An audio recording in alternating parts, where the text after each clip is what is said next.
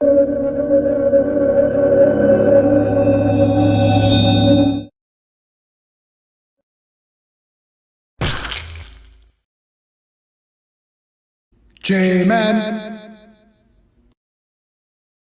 I am Jason, defender of geekdom.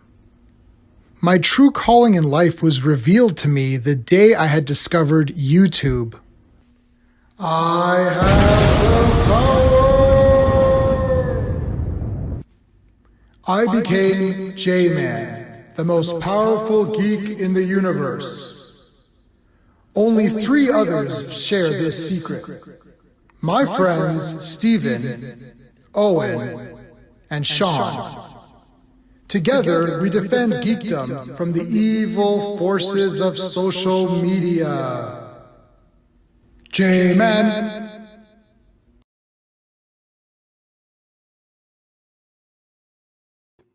Hello everybody, J-Man here in the Phantom Zone. It's a special episode today on this Friday evening.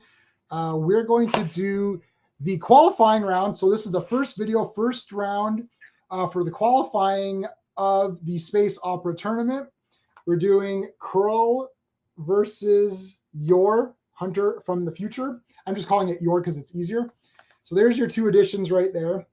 That's what we're going to do. I'm going to explain the rules as we go. The first maybe like 25 minutes or so, we're just going to talk about the movies in general and not get into specifics about what we like. And we are going to do space. But it's going to be space in a different way. So space is story, pacing, artistry, characters, and enjoyment. But it's not going to work the same way that we always do it. I'm not going to rank them and give you a score out of 10. The people who are judging this, you can for sure give your score out of 10 if you want to. And you can judge each section of the movie, the story, the pacing. You can give a score if you want to, but we're not going to do it that way. This is a versus. So I'll explain better how it works as we go, and I'm going to get a notepad going. So the first, again, 25 minutes or so, half an hour, we're going to just talk about the movies. If anybody wants to come in onto the panel, actually come in live, then they can. I will send a link that you can join us. And just to let everybody know, this is a space versus. We will discuss Rings of Power and She-Hulk and all that other stuff on the regular Phantom Zone episodes. We won't be discussing it here. So no DC Bible stuff and how shit X-Men comics are now, and none of that stuff. I can already see my panelists already laughing. No, we're not doing that. We're not doing that today. And we know Zack Snyder sucks. We're not talking about that today either. Okay, well, he sucks in his DC movies, not in his other stuff. All right, so first up, we got to get a few people in here to talk about these movies. So, of course, we have someone who everybody already knows.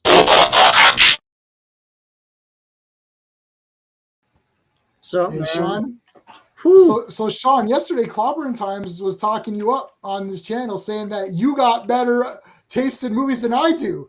Now, wow, I don't, because I love everything. I think Manos the Hands of Fate is great. I think it's great too. I think Clobberin Times is not aware. It has the hands on the that's amazing. Yeah, I don't think I told him, I was like, Sean likes everything I do. He just hides it. I don't talk it up and brag about it. So right. I have it. I know. You're like a closet. You're like a closet nerd on this stuff. It's like he's like, oh, J-Man's opinions are trash and Sean's awesome. I'm like, no, Sean's opinions are trash too. Like, what are you talking about? They have such a high opinion of me. It's like, it's not. They do. I don't know where this came from. I don't know. I was like, Sean's awful. He's trash. I was just like, stop this. Like, I wouldn't say awful, but no, I find it hard to hate a movie unless it really offends me. But low budget movies, they put so much effort and heart into those, and I can't look at them and chortle at them like MST3K or something like that. Right, exactly. It's like I watch those and they're funny, but like in a way, I'm sort of like, I don't like making fun of these movies. No. You know what? I'm gonna segue to this. They make you feel very nice. It's just hospitality. Yeah. You can't piss on hospitality. I won't allow it. I had to segue to that. Okay, We got one more person to come in for right now. First time on Phantom Zone, I believe. So let's let's get his intro up.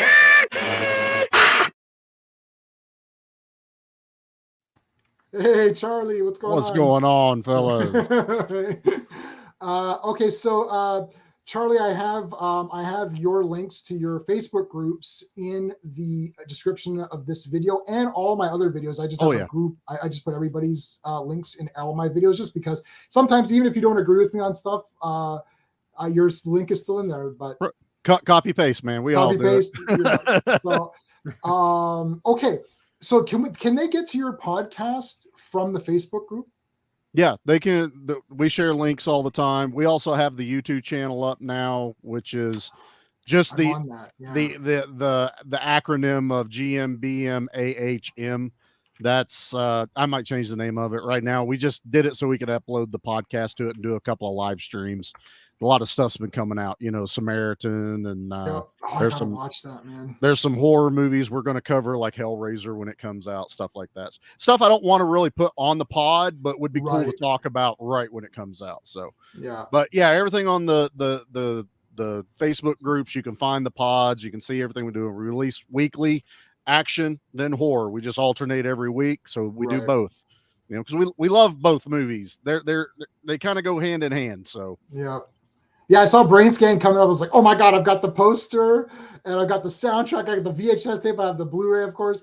It's like, I loved Brain Scan when it came out. Frank Langella is awesome in that. When we announced we were doing that, so many people come out of the woodwork going, I love that movie. That's my favorite movie. And my two co-hosts didn't hate it, but they had never seen it. And so they didn't really understand it. And then when they saw the reaction, they're like, we might have to rewatch this. It's like, we've made a very critical mistake all of a sudden. And I'm like, told you. And because Furlong and I used Brain Scan in one of my I took film courses in university. Yeah. So I used Brain Scan as one of my presentation points, and it was where Edward Furlong's character is presenting the horror club, and he's talking to the principal, saying horror movie, erections don't rape people, people rape people. Yep. And he's like, and I love when he comes, he's like, what's that? He's like, a gallbladder. Death. Part two. I want to do like a stream about the fake horror movies in other horror movies. Oh, like Death, Part 2, Groundhog Day, Part 12, right? Yeah. Monster Squad. We just did one that had The Blob. There's a fake horror movie in the 1988 Blob. Yep. The Garden Slasher or something like that. Part 3 or 4. It was wild. Why is he gardening in the middle of the night? It's fantastic stuff. But no, it was great. And honestly, man, that movie is a snapshot of the 90s. And we really got into that. Like, if you want to know what the 90s were like, watch Brain Scan.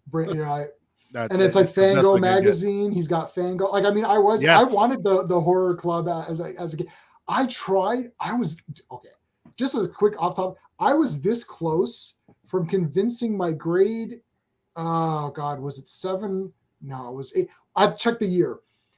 Whatever teacher it was, to watch Jason Goes to Hell. I in class. Now this teacher showed Ninja 3 The Domination in class. Yeah, in Canada, we're watching Ninja 3 The Domination on off days. And I was like, dude, I got Jason Goes to Hell in my backpack. I used to carry around Friday 13th Part 2. I used to get, up until my newest car, which I just got in 2019. It's a 2019 car. Yeah. I carried Friday 13th Part 2 in my VHS VHS tape in the glove compartment since my first ever car. I was like, just in case you need a VHS movie to watch. Just in case. I am ready to go. That's amazing, man. I love that. I was like, I've got Jason Goes to Hell. I've got the poster. I know everyone Jason Goes to Hell is like not their favorite. I love it. I love it. I don't care. I love that movie. I don't care what anyone says. It's great effects. The violence are awesome. Jason looks good. I've got the one of my favorite kills in most of the Jason movies. Yeah. I absolutely adore Jason Goes to Hell.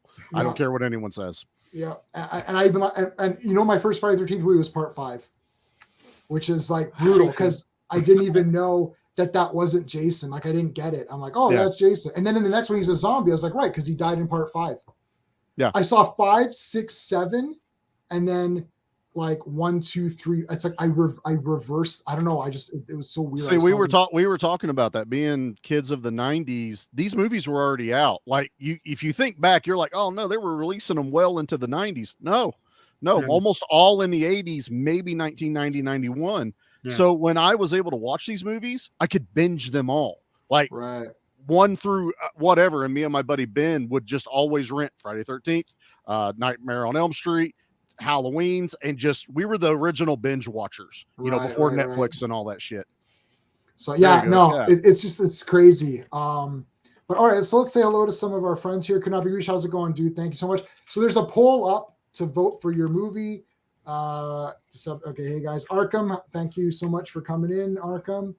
Steven is in the chat. Thanks, Steve. I know you. So Steve wanted to be on this. He didn't get a chance to finish your technical difficulties, so he wasn't able to get to your.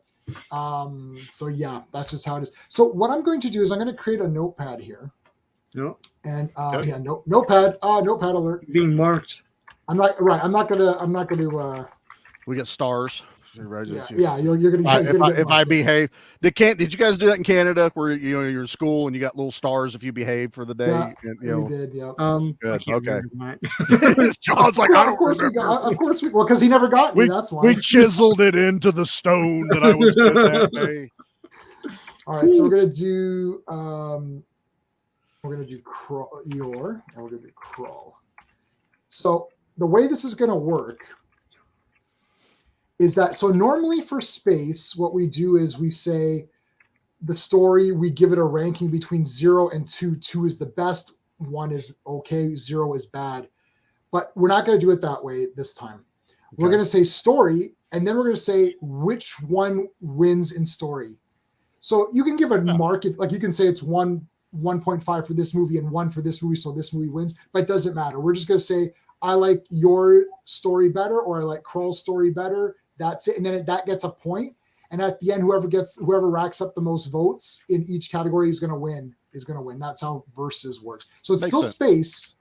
Yeah, I get you. But it's just a versus version. Okay.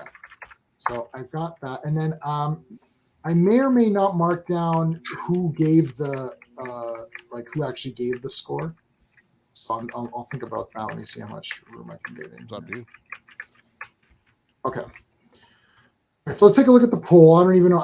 This is the first time I've ever done a poll, so I don't even know how this works. All right. So right now, Krull. Well, obviously, Krull is at 100%. But there's only. I'm sure only could not be reached voted. So I know he likes Krull better. But okay, so we're gonna give some time to for some other people if they want to drop in. So sure. Let me know in the comments or message me. I've got my Facebook open. I've got my Twitter open. If anybody wants to message me, where is the poll posted? So it's posted on YouTube. So go to the YouTube. Here, I can post this is going to be weird. I'm going to post the stream link to the comments. Oh, it popped right up as soon as I opened up mine. Oh, there you go. Look, so you can go on there, and then you could do I know. Then you could do the poll.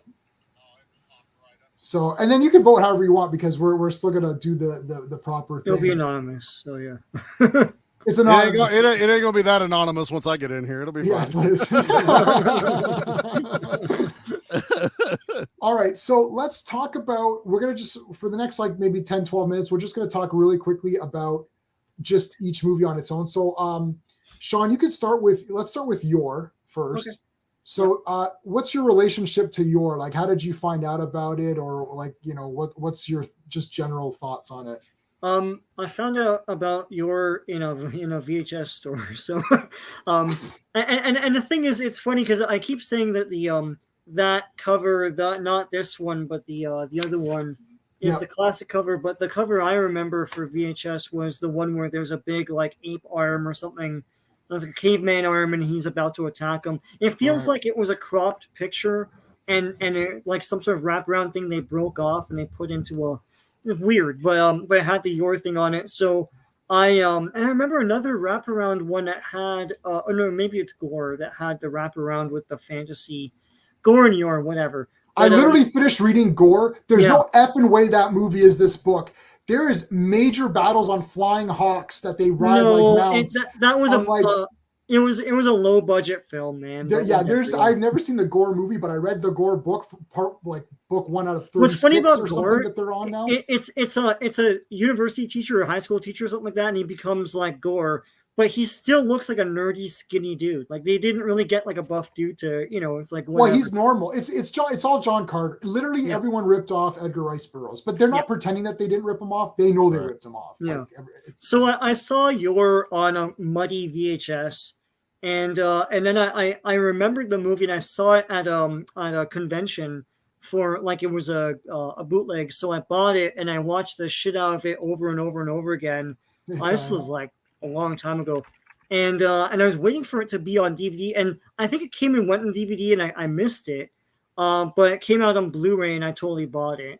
But I always cherished my bootleg of it. The comic I could never really get in like an issue of it. I see something like a facsimile or something like that on eBay now, so I'll probably buy it on that. It's like $10. Is it English though? Because I cannot find an English version of that comic. I don't know. You know what? You're right. But like, I would even buy something that's Italian. But it's cool. I don't know how accurate the movie is to the comic. I've read that like the sci-fi elements aren't really in the comic, but I'm not sure. But the dude looks like Red Brown. I always made fun of that big wig or whatever the hell he has in that movie. But the dude looks accurate, like the movie version, right? So I always thought Yor was a notch above the other sort of like, Conan ripoffs. There's a lot going on in it. We'll get into it with the scoring. My favorite part, of course, is the pterodactyl. It's awesome, and the filmmakers know it's awesome because they put the Yor's World He's the Man song over it, which is an awesome song, man. I love that song. Oh my god! I had that I remember I had that in my head when I saw the bootleg. I'm like, oh my god, Yor's World He's the Man. So I got it on just the memory of that song. But this is a page out of the comic. That's awesome. It's pretty good, right? Like, I'm waiting for the Warlord movie. Oh, I'll make that movie. They can hire me for that. Zaslav is never going to. What the shit, Sean? Let's buy Warlord. Do you think Mike Grell will sell it to us? DC's going down. We can buy. Most of the people at DC don't know what Warlord is. Perfect. I'm buying Warlord. Okay, I'm buying Spy Smasher. I'm buying Warlord. Like House of Secrets. Like I don't know any of that. So, Sugar and Spike. No, it's only we can make a slasher movie out of Sugar and Spike. Just have them be murderers or something. That Yor looks a lot closer to the Marvel Kazar too. It look, instead of going like straight up Conan, they went more jungle Tarzan mixed in with some Yor. I dig that. So Kazar is actually a pulp hero. Yeah, it's a pulp character. I didn't know that. Stan Lee claims that he never heard of it. It's whatever. That's bullshit. A stinking lie. It's exactly the same. He has a pet like saber-toothed tiger. It's the same thing. Stop it. No, stop it. Hold on. They didn't. Oh my god. Stop it. Stop lying, Stan. Oh man, they never stole shit, man. Oh my god. Yeah, so in my research, because I was doing all those pulp books, right, I was going back and reading, and I was like, Kazar. I was like, what the shit? I'm like, oh, he's a pulp character. Awesome. They could do Commandy. Commandy would be really neat. That'd be cool. They could do a lot of things, but they're just not going to. Anyway. Warlord needs to be a movie. Shit, yes. I've got the only those fake Warlord World of the Warlord toys. I don't have any of those. I would desperately want them. But I've got the one Warlord toy. No, they were real toys. They were Remco. They were Remco, but they were like play with your He-Man figures with. Right. I had the Indien character, and then I had the one that looked like Hercules. But the card art was the seller, man. The card art was awesome. Love those figures. Yeah. Did you see someone did a Yor version of Remco? They did. No, I didn't see a Yor. Man, I am such a proponent for give me all these like movies with action figures. Yeah. NECA, listen to us. I want Beastmaster, your Krull. There was a Knickerbocker Krull. Look, there you go. Exclusive. Actually, I would buy that in a heartbeat. Yeah. I love that. It was the Slayers, of course. If you're gonna make anything from Krull, one figure, you have to make the Slayers, right? Yeah. So yeah. But that Yor looks awesome, and I love the card art. Yeah, and then I love it. He-Man. Yeah, I know. There you go. Yes. Yeah. Okay, so Charlie, Yor, what was your first introduction to Yor? You guys are going to be shocked about this. Probably 4 years ago. It was the first time I watched Yor. I'm not saying I maybe never saw it as a kid, like on television or something, and just it never locked in my brain that was a movie. But I found it in a Walmart bin for $3.74. Oh, that's the best $3.74 ever. Yeah. I bought 2, and the second we put that on the DVD player and the soundtrack played, and he had his own theme song. Yeah. I was in 1000%. I couldn't tear my face away from the screen. I loved this. I've probably watched it 10, 15 times since I bought it. I love this movie. Yep. Christopher Reeve knows. I immediately fell in love with this movie, and Reb Brown. I have been a fan of Reb Brown, Captain America, but one of my absolute all-time favorite movies is Uncommon Valor. And I adore that movie so much that I found him on Facebook and I'm friends with him now. So he's very cool on Facebook. He's in the Captain America fan group that I'm part of as well. He shares stuff constantly. He interacts. But I mean, it was just as simple as, hey, here's a friend request. And he's like, what's up, man? How you doing? It was right when they were releasing Uncommon Valor. It was coming out of Australia. And I got talking to him about that, so hopefully I can get him as a guest of the show one time. You probably could. He's very he's super loose. Yeah. And he's got 2 movies in the space opera tournament. He's got Space Mutiny as well with his wife. His wife is in that movie. Right. But yeah, so, Uncommon Valor is one of my all-time favorite movies. It's like action and drama rolled in, man. If you're not crying by the end of that movie, there's something wrong with you. I've not seen it, so I'm oh my god, put it on the list, dude. Watch Uncommon Valor, love it. And it's got the bad guy from Blind Fury, but he plays a good guy in this. Blind Fury's amazing. Yeah. Shit, fuck. It's exactly this fight, yeah. But yeah, no, watch that movie. It's fantastic. All right, so let's give everybody a quick recap. So this is the movies that are involved in this, and then here's the qualifying matches. So right now we're doing the obviously Krull and Yor, and then next week I think we'll do Space Mutiny and Battle Beyond the Stars, because that's going to be a jobber match. It's a jobber, man. You know what? That's tough. I thought this might be a jobber match, and then I rewatched Yor. So I'll tell you I thought so too, and I was like, well, I mean, I don't know. So when I first saw Yor is when this came out. So really, yes. So basically, Yor, it's like, so Could Not Be Reached was talking about this. It's a multiple part thing, right? Like this is one of these things where I don't know if you can get the real movie of Yor. You can't. It's 200 minutes long. Yeah. The 4-part miniseries. Did they even make that though, or? Yeah. It has a 4-part miniseries at 50 minutes per episode. Yeah. There is so much content to this movie. They spread it out. But if you watch it all in one, it's a mess from what I hear. But it's 200 minutes of Yor. Part of me wants to watch it. The other part of me is like, I don't know. The Italian theatrical cut is 10 minutes longer than the North American cut we have. And I don't know what those 10 minutes have. I don't know what the 4-part miniseries version has. So they need to release that. So I always knew about Yor, obviously because the poster, right? Yeah. And the thing is that it never came my way.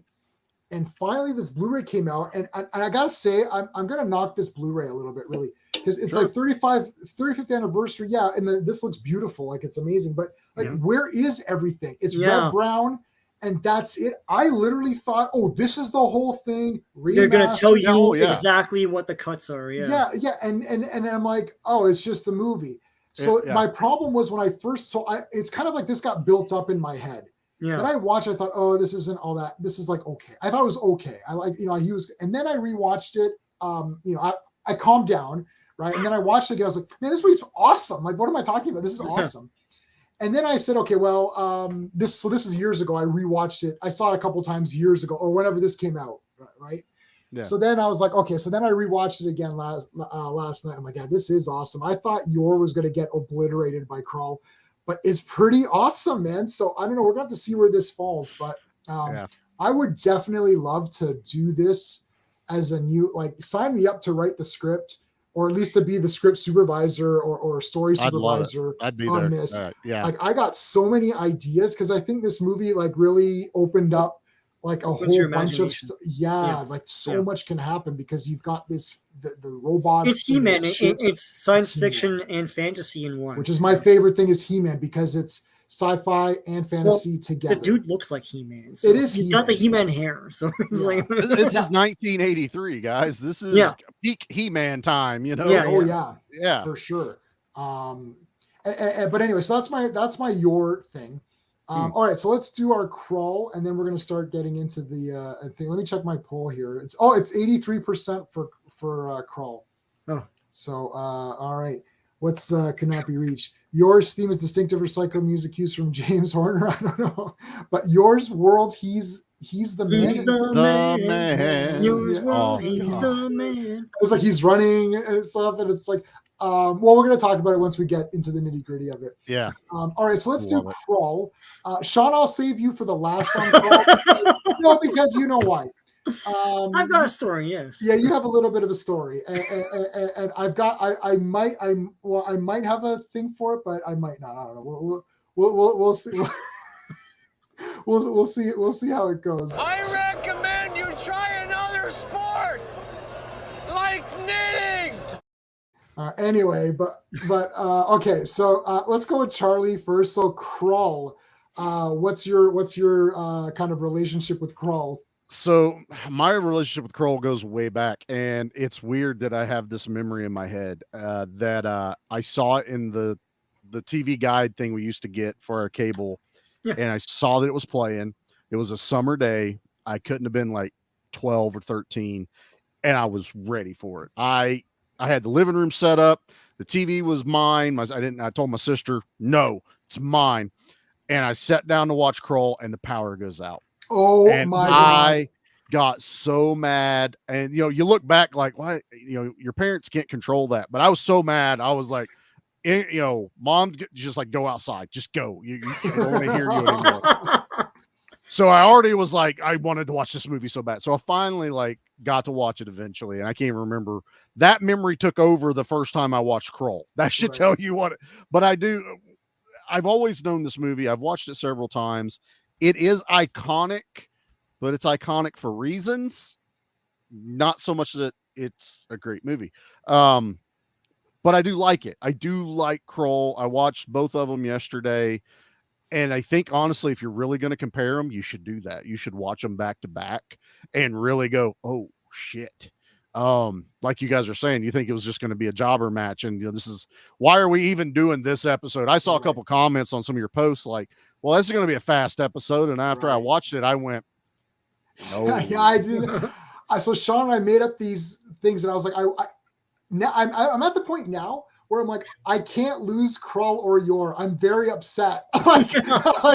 This morning, to the death now, man. I woke up and I thought, this is like Goku versus Vegeta in round one. No, I can't pick out of these. One has certain things, the other doesn't. The other has certain things, the other doesn't. Yep. And it's like, and they're both 1983. They didn't copy each other, but they copied a bunch of other shit. Right. And then, if you could take these two movies and just go, ugh, and make the perfect love child of Yor and Krull, I would be in for it. But yeah, that's my memory. Is I was so upset that I didn't get to watch it. I was ready, popcorn, the whole 9 yards. God said no, and I wasn't allowed to watch Krull that day. So that's me. I saw Krull I had it I was on to Krull from day one.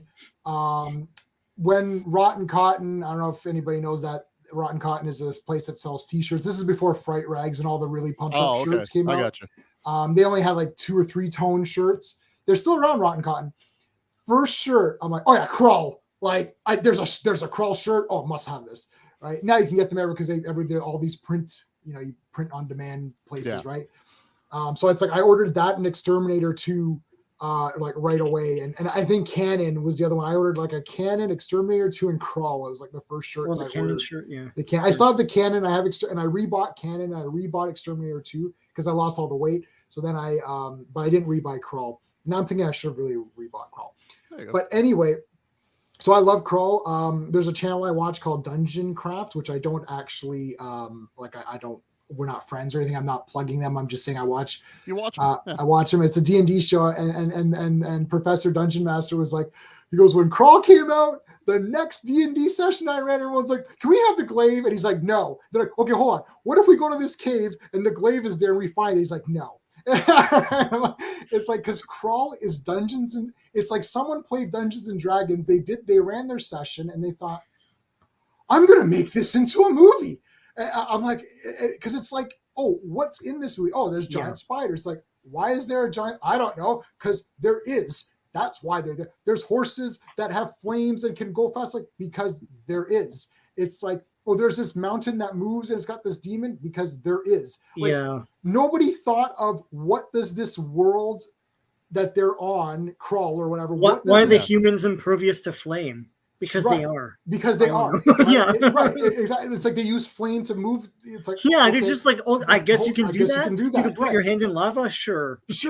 Right. And it's like there's Cyclops. It's like are there Cyclops? It's like nobody thought of the world they're building. They just literally said, let's have and then someone's like, well, we can't have dwarves and stuff because it's Tolkien, right? D&D is really Tolkien. They're like, okay, we'll do Cyclops because nobody owns that, right? That's like a mythological creature. So it's like, let's have horses and spiders and stuff. And it's literally some guy's Dungeons and Dragons game that he literally said, because I run D&D and I have stuff that doesn't make sense because I'm in there it's there for coolness. Like, why are there zombies here? Well, because I want you to fight zombies. It'll be cool. So I loved Krull. I think the glaive is obviously cool. The ideas are neat, which we'll break down once we get into all of that. But that was my thing. Now, I remember when I first watched Krull, I loved it. And then I tried to rewatch it again on DVD, and I found it really slow. I couldn't get through it. And I was like, I can't get through this. And that's when Sean and I kind of teamed up or whatever. And we're like, yeah, we can't, I can't get through Krull anymore. Like, what happened? Like, somehow I lost my sense of. You're not 6 anymore. That's what right. It's like, and then all of a sudden it was like, yeah, we're together. It's like we can't. The two guys that can't finish Krull or whatever. But then after that, I can watch all the time. So now we'll go to Sean here because I know Sean, you still for many years couldn't sit through it. So okay, I saw the movie when it first came out in 1983. I was 6, and so I'm dating myself. And we saw it in a drive-in. And the thing is that like I fell asleep partway through. I woke up around the time when the horses are galloping all over the place for 10 minutes, and I was like, oh shoot! Well, it was awesome. I thought it was awesome. Look, the Slayers look wicked, and when you kill them, they're all weird. You go, and they light up, and then a thing pops out. Yeah, awesome. Come on. So and the glaive is cool. So they would play it on TV and stuff, and every time I would watch it, I swear to God, every single time I ever watched Krull from day one, watching it in 1983 in a drive-in, I always fall asleep somewhere. Always fall asleep somewhere. I had it on VHS so I could watch it all the time, and I always fell asleep. And I remember one time I had insomnia, and I watched Gandhi thinking I'm going to fall asleep, and I watched the whole effing thing, and I'm like, my God, I got a few hours left till work. What do I do? I popped in Krull, and I was out like a light.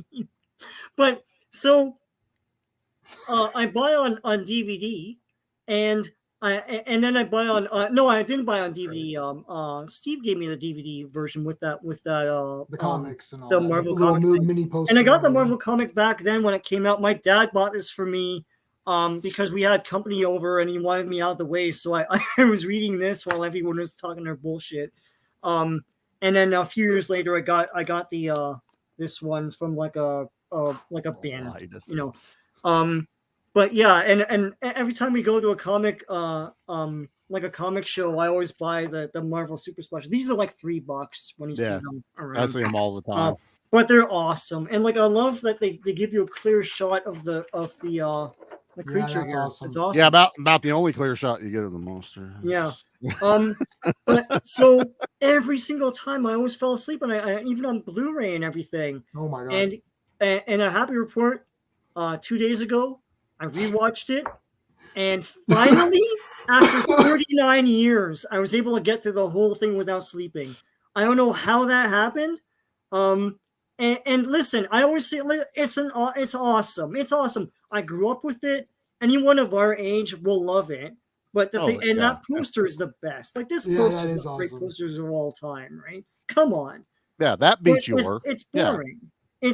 And it was less boring this time around, and we'll get into it. Right. But I just think there's some things that could obviously have been trimmed. You know, like so he's like go get the glaive, and he's hopping on every single rock. And it's like I love the music. Like the music is the biggest star of this movie. Yeah, it's good.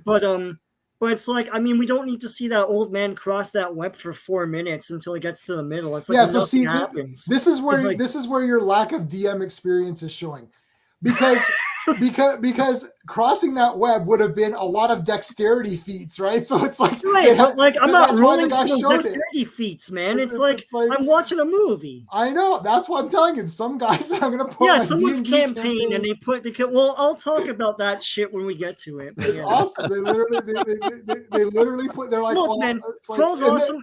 I let me just say this one thing.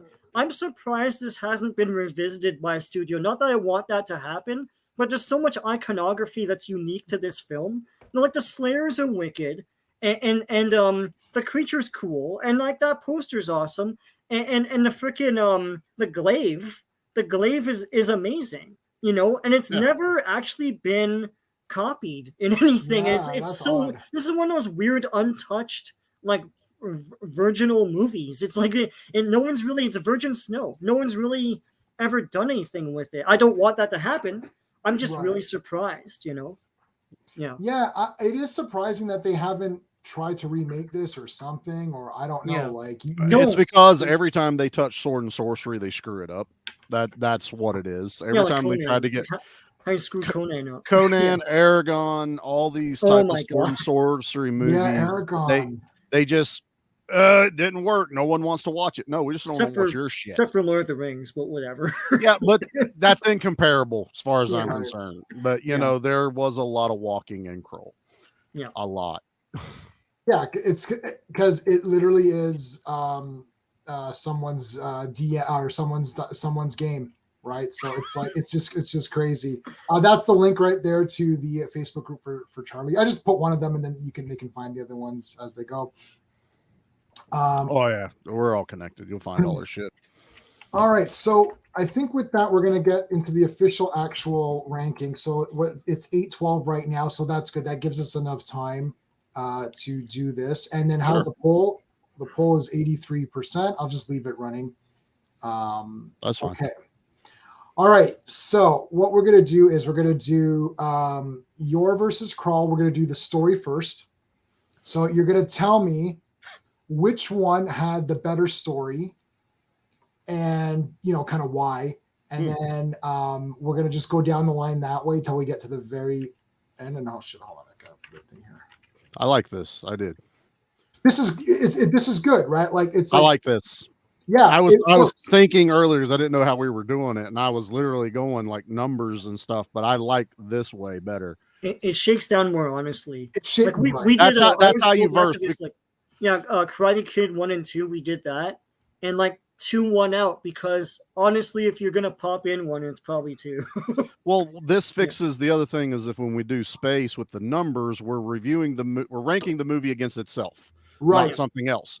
Now this changes it up where we can rank it up against another movie.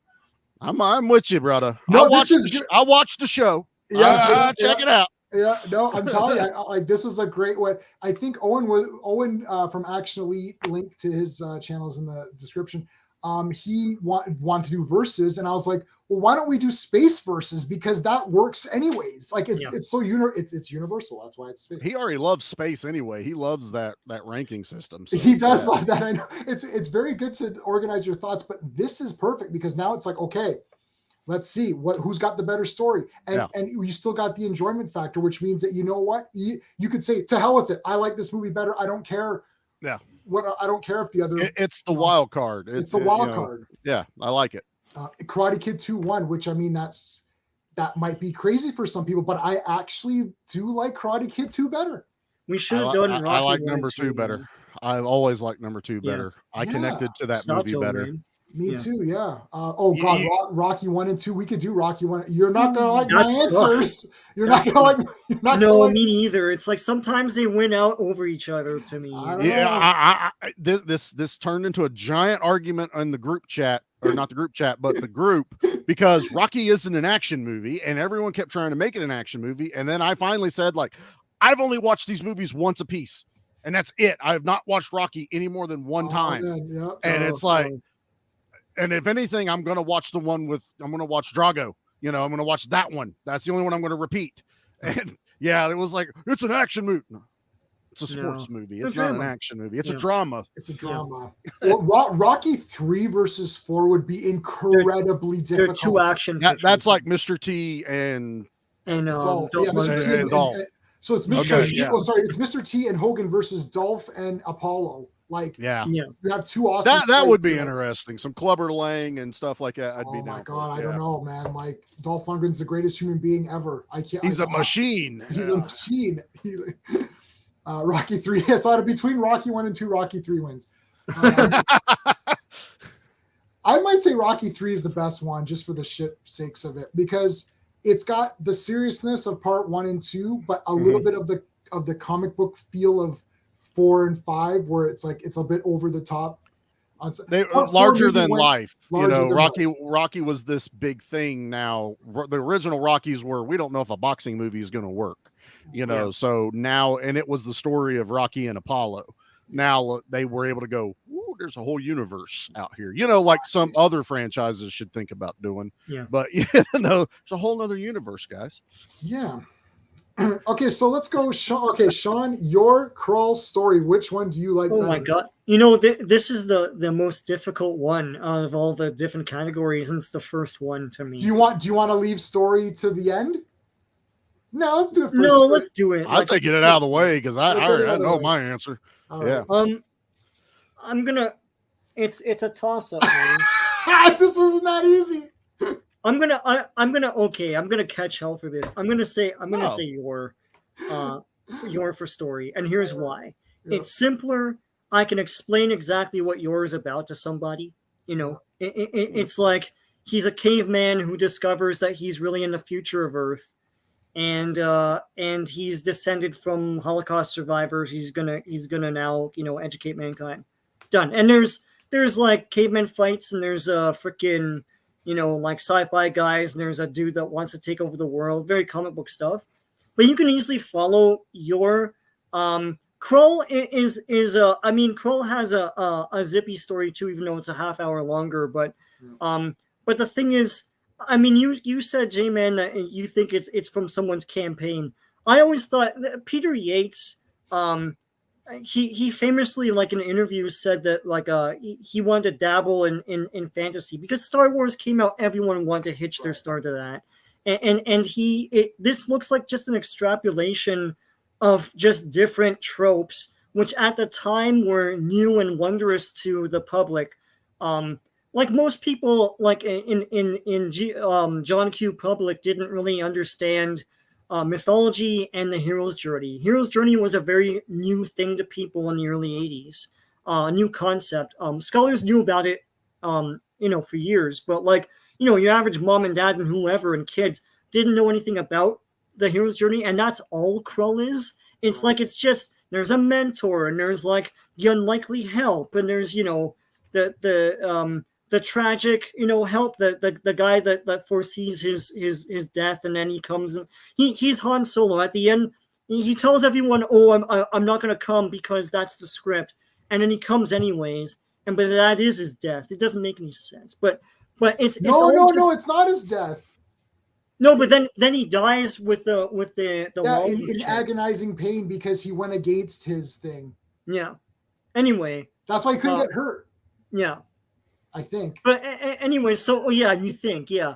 But I just feel like and they did all this like episodic stuff because Star Wars did it. It's like the old guy goes to the woman and she's like, I killed our son. He's like, and I guess he's hearing this for the first time. He's like, oh shit. Oh well, I still love you. It's like they're just putting all this. It's like, look, it's cool, but like I think they're trying too hard. They really needed a few more passes of the script. One thing that I find funny is the comic adaptation. Usually, comic adaptations adapt like earlier drafts of movies. So when you're reading it, there's stuff that wasn't in the movie or some cool stuff like that.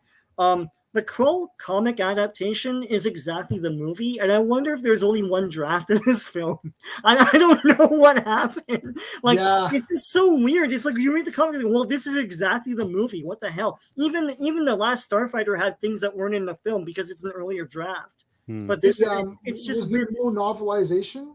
There must have been. They might have. I can check, but because that always happens, right? Conan the Destroyer, I read the novelization and I'm like, whoa, this is a little different, and it's a bit harsher too because it's Conan. And you could tell that they went back and they got the comic book guys in there to lighten up that movie a bit because they're like, we can't make it too rough. Yeah. But yeah, I wonder if there was a Krull. There must have been a Krull novel. It feels like there would be. I just feel like yours simply. I know it's pared down from like ours, but I feel it's just it's tighter that way. It's a simpler story. It's not trying to do anything but what it's setting out to do. Krull is trying to be all sorts of themes and poetic and freaking profound, and it sort of loses itself at times, in my opinion. So your wins out, man. I'm probably the only one, but yeah. Okay, no one. I don't know about that. Okay, I'll go next, and then I'll let Charlie end off this category. Yeah, the thing is that on the surface, Krull seems obviously better in the story, but actually, it's kind of equal or just a little bit less because it is a I'm telling you, it's a Dungeon Master's guy. He literally is. Because I can see, I've been doing this, I've been DMing since the dawn of time. I can see this guy's thought process. He's like, okay, well, there's this spider. It's like, well, that's shit. Like, they got to get in there and get the information from this woman. What am I going to do, right? And he's like, oh, there's like this hourglass thing where if you turn it, then the spider stops. You know, I can literally see the thought process. And it's like, get to the next section. You could literally take Krull and be like, this was session 1. I could tell this was the first session. Then they we'll meet next week to continue, right? And as you get through sessions, you start to lose like, wait, what's going on again? Like, why are we doing this? Yeah. And it's a little bit janky, right? It's just like, okay, you got the glaive. Okay, I really like the idea of we've got to get this weapon. And then we got to get this guy. But then, this guy turns out to be useless. It's like, okay, well, why did we get this guy? He's not going to be right. And you could just see that the game master, the dungeon master was like, oh, twist. The seer gets killed. And now you got to get this other thing. You're like, oh. You got to modulize it, right? You got to, right. This is what I do. So I know what this guy's thinking. That's why I'm saying it's a now as a DM thing, it'd be awesome. If you were playing this movie as an adventure, you'd be like, this is like awesome. As a movie, it needed to go another pass. Your is short. Like you're like, yeah, I totally get what's going on. I like the mystery of your. I think I could do the 4-part series. The mystery, that's great. I wish they didn't say Hunter from the Future. The comic is called Hunter from the Future, so that's kind of a fail. The title and the song give it away. But I would have liked to have seen just your and but I got to tell you that your opened up my imagination more than Krull did because Krull gave me all these things in a world that doesn't make sense. It's just like there's these horses, like okay, like shooting fire at you. Yeah. Look, the glaive. This is another thing. The glaive. This is what happened. The player got the glaive in the game, and he threw it a bunch of times, and then he did a critical miss. He did a 1. He rolled a 1. He got a critical miss, and the DM's like, oh, the glaive is now stuck in the monster because you critically missed. And then the DM's like, oh shit, how am I going to defeat this guy? He's like, wait a minute, you can have fire powers now. It's like, you can shoot fire from this love? It's like, that's weird. It's the power of love, J-Man. I hate the power of love. Yeah, that's power of love. It was only good in Back to the Future. That was the only time that was ever good.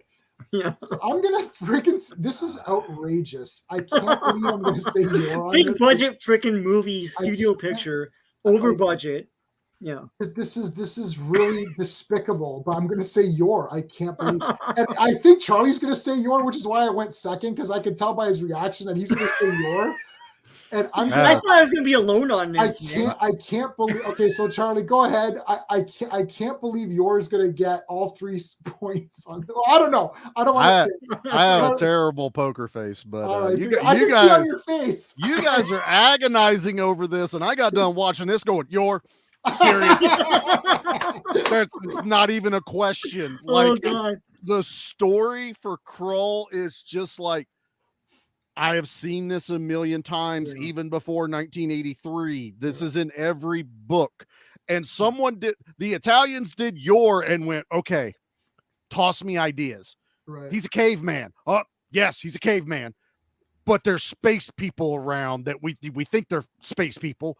Good, give me more. And dinosaurs, give me more. Come on. He's from those futuristic people, and he's going to lead the cave people, and then he's going to start a revolution. I'm in. Keep coming. I mean, Yor is almost nonstop, and we'll get into that in the next. I'll give it away next phase. But the story just was like, I was in. I was just like, what's next? Yes. What's next? Yes. Krull. I'm like, walking. Well, we stuck our hands in the water, fire, water, wedding, cool. Giant rock that looked like Star Destroyer coming into the planet. I don't understand that, but okay. Did it just land because the Cyclops said that his people's been fighting these people forever and they gave their one eye? And I'm like, didn't they just show up? Like, how they had a cool concept with the bodies having these little things, like almost like they're controlling them, and they go back in the dirt. And I'm like, that's cool as shit. Oh yeah, we done forgot about that. And a shapeshifter that I kept thinking was the main dude was the seer. No, it was another creature that we don't really get to see, was the shapeshifter. And I'm like, and the main dude, again, we'll probably get into this other thing, but I count this as story, was that poster sold me on that dude looks badass. Right. Well, that's going to be an awesome bad guy. And he's transparent 90% of the movie. And you see his hand, and then nothing, and then his hand, and then his chest, and then his hand, and then nothing. And the glaive is iconic. I will not deny that. Yeah. But my God, the first time he throws that stupid thing, it's like, I have the most powerful weapon and I shall free her. Shing! Yeah. It spins for 5 minutes. It's still people are dying behind him. You can't cut through fiberglass. They're getting stabbed. Yeah. His friends are stabbed. His buddy turns into a tiger. There's awesome things happening. And he's, to me, glaive. Yeah. And then it breaks the glass. Right. And then he has to fight a rear projection monster. Yeah. Oh, no. Oh, man. No. Okay, hold on. Conan did it better. Conan the Destroyer did it better. And at least that guy went, I don't care. I don't care. No. I knew I was going to piss everyone off. I'll tell you all of my score right now. But I literally watch these back to back, and it'll get more as we get into the other things of why I can pin it down. But I was just like, Jesus, I agreed with you. He jumps on every rock. He has to cross the web. The reason he can come back doesn't make any sense. Take my sand, but you now will die once the sand runs out. It's like, you got a cup? Can I put it in my pouch? Does this, like, if I drop it, maybe don't take it out of the hourglass. Hand it to me. Right. And I'll just shake it like a rattle and the snake will go away, or the spider will go away. I don't. Yeah.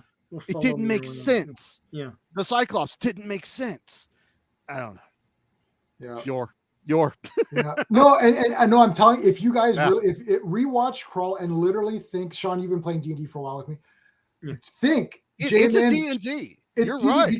because it's like, if you're playing it, it's cool. It's like, okay, guys, so you've got this sand in your hand, but if you drop it, the spider's going to come, and then there's going to be one NPC who's gonna die saving you, you know. And then, but if you made a movie, if you made a movie of one of your campaigns though, but you left all of the filler, it's like, are we there yet? There's too much filler, and that's what happens when you have 7 different sets they built for this thing and the budget out the wazoo, and the Italians are over here going, there's some rocks, put the camera there. There's the ocean, put the camera there. It worked. It worked. Yeah. Well, okay. So yeah, I mean, I can't believe your is one. The thing is, yeah, I mean, it does make sense. Category 1. That's it. Only category 1. Well, category 2, we know who's winning that one. Well, yes. So we'll I'll start. I like what Phantom Outsider. Put that up. I like Phantom Outsider is I like this one. Unlock the secrets of the universe. I love this. That's awesome. I forgot to tell you. Well, Sean knows this, but Charlie, you don't know this, and maybe some people in the chat don't know this. I do have a superpower. My wife knows this superpower. My superpower is that I'm able to watch any movie, and I instantly become the target audience of that movie, which is why I'm almost always positive on everything. And it's like, I get excited. I'm going to buy stuff, right? Like, it's like, you know, it's like, oh, Zack Snyder's Justice League. This movie's trash. I hate it. I bought it on 4K first day. I went, I'm like, yeah, it's right. Because I can transform myself into that target audience, but I have to remove my superpower. I need to like use kryptonite to remove the superpower so that I can now try to analyze this as. So if I don't like something, that's really not a great sign. I'll watch a silent film and I'm like, wow, this is unbelievable. Yeah. My mind is blown. Like, I love The Trip to the Moon. I love Passion of Joan of Arc. The Ben Hur movie's like a masterpiece. Yeah. But like all of these, I love them. I'm like, wow, this is just like the best, right? So I'm watching and I'm like, yeah, I'm 15 or 14 or whatever. And I'm like, this is the greatest thing I've ever seen in my life. Even Krull, I'm watching Krull at 14, like, oh my God, this is awesome. Like, I don't care if it makes sense or not. Yeah, but we're trying, you know. It's like, I should be clear. I'm not saying I don't like Krull, but we're saying which one do I like better? I like your story better, but you're 100% right. When I watched for the first time, me and my buddy were kids again. Right. Like, we are giddy. We are like, this is the greatest thing ever. Ever. And that music drops and we lost our damn minds. Yeah. It's just, Yeah. Well, it indulges in that intangible thing called awesomeness. It's like there's a barrier that you burst where it's like he's hand gliding on a rigor mortis pterodactyl. It's like, well, that's awesome, you know. Or like he's swinging to save that old guy or whatever. It's like, that's awesome, you know. It's like there's good and then there's like just audacious awesomeness. So that's what your is. Yeah. So to clarify my superpower, if I don't like a movie or I'm like, hey, I don't like this, that means that they weren't able to penetrate. Like, that means that the target audience, it didn't work for that person. So it's like, I watched 300 as a Zack Snyder thing. I watched 300. I saw this movie 3 times in the theater. I watched it. I was like, this is the greatest thing ever. Like, I'm just dying over it. And it's like, cause it's like awesome. And then I watched, I didn't like BVS or whatever. I'm like, this is awful, because in my mind, I'm supposed to be, I want to see Superman and Batman, fight each other and then team up and fight the bad guys. And it's like, this isn't Superman, this isn't Batman, and it's a nightmare, right? Yes. It's just a nightmare. And I'm like, what is happening here? So to my mind, it didn't hit the target audience. That's why the people that love that movie, I'm like, you're not really a Superman comic book fan, right? You could be a Superman movie fan and say, this is a great movie. That's fine. That's the new fan base. That's the people that didn't grow up with it like we did, that were original fans. It's the new fan base. That's what they made the movies for. The old fan base are like not even close, bro. What'd you do? Right. And I'm sick of I wanted to put my own spin on it. Right. I'm tired of that. I'm tired of it. Just be true to the original thing. Like, I saw an interview today with Peter Jackson about Lord of the Rings, and he was saying that we're true to Tolkien's vision. We said, what were the things he was talking about? He's talking about industrialization. He's talking about the rise of evil. He's talking about the English countryside, and we were true to those themes, and we didn't put our own thing in it. Yeah.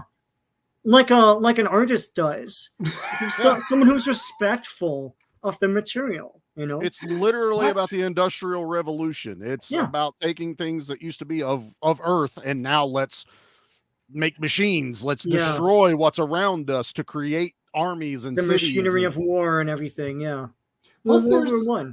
Yeah. Plus, also though, like, look, I'm like the guy who's gonna boil this down to the essence of what it is. Look, it's a Lord of the Rings. It's a bunch of guys that go on an adventure to fight a bad guy and throw that ring. That's what I'm looking for. I don't want this ambiguous crap of like, what is the storyline? I don't know. I need to be clear in the hour of Fellowship of the Ring. It's like, these guys are the bad guys. This is the ring. Frodo has it. It must be destroyed. He needs to get a bunch of guys together to go on this mission with him. Like, that sounds cool to me.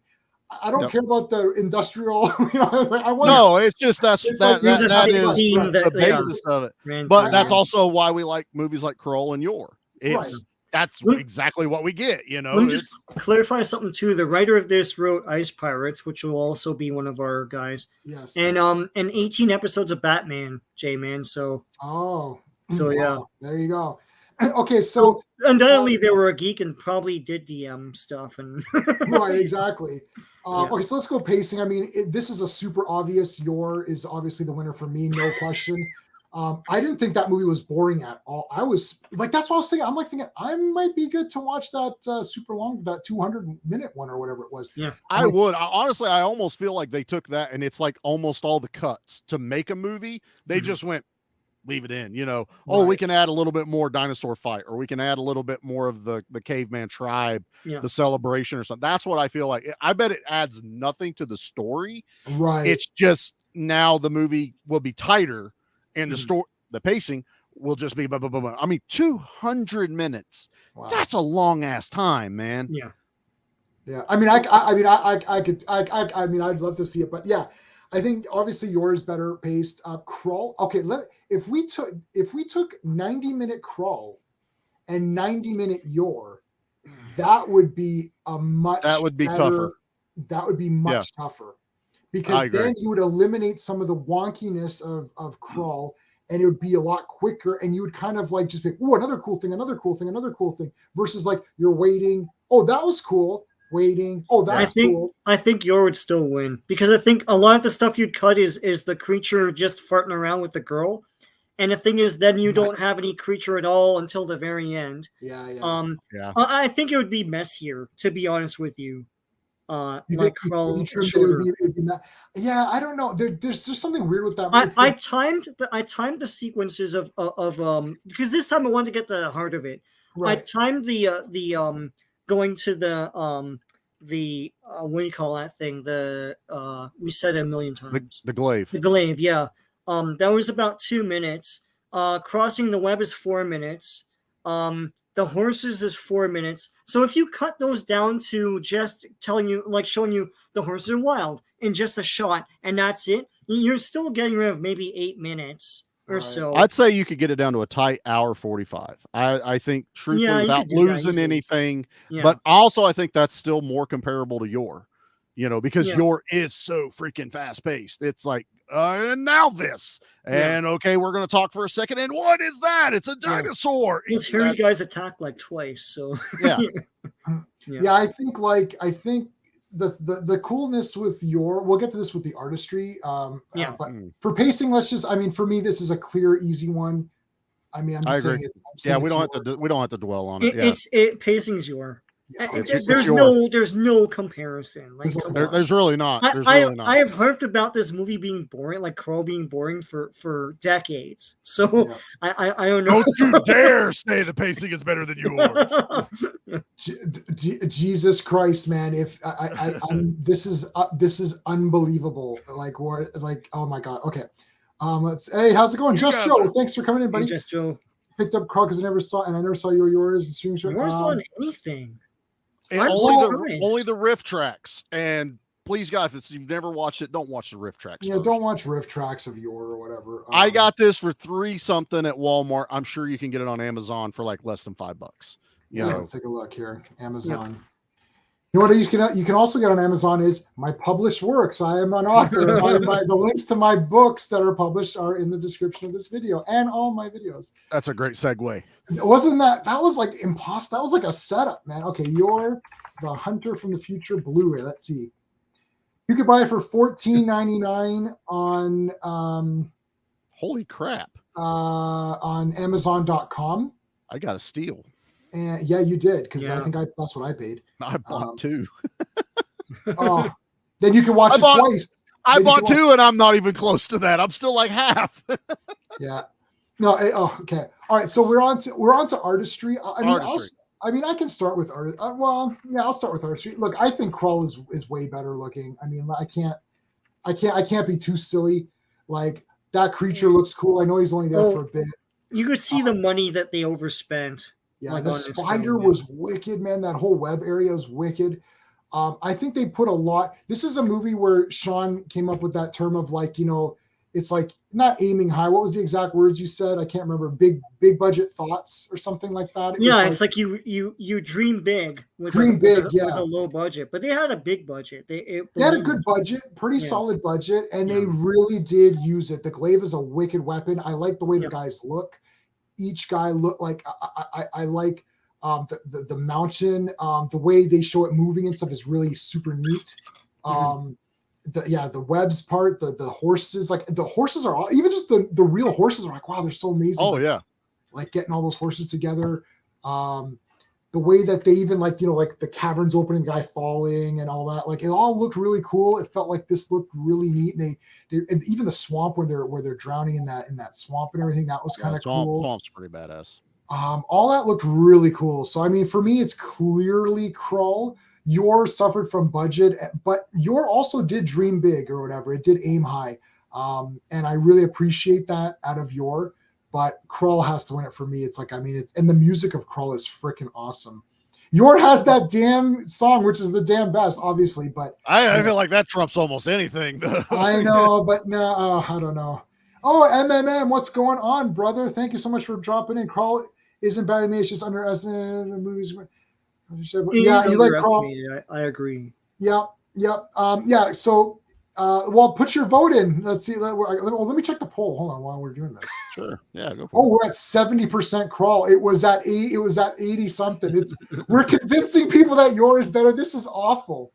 It's not awful. This is literally the worst thing like ever. Do I have is the man. Yours world, he's the man. Oh my god. Do I have any? I'm trying to see if I have anything to.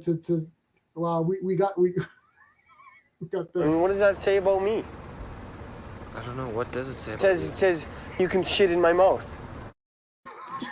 Jesus Christ. All right, so I'm saying Krull for artistry, no brainer. What do you, Sean? What do you think? Oh yeah, Krull, man. Look, we bashed it now for two for two categories. Yeah, no, artistry has to be Krull. Just the cinematography alone. Like a James Horner score is the true hero of this movie. Yep. And it's awesome. But the cinematography, that's the same guy who did Empire Strikes Back. Like the cinematographer, he did Rocky Horror Picture Show. He did I can't remember what else. He did a whole bunch of others. Oh, Mars Attacks. So yeah, this is around that time when they did something that they can't really duplicate anymore, except for that weird round screen thing that Disney has. But they're able to shoot like simulate daylight indoors. Like that whole swamp area is amazing. Yeah. I don't think they can get away with that anymore. It looks terrific. It looks like they're outdoors in the murky area and everything.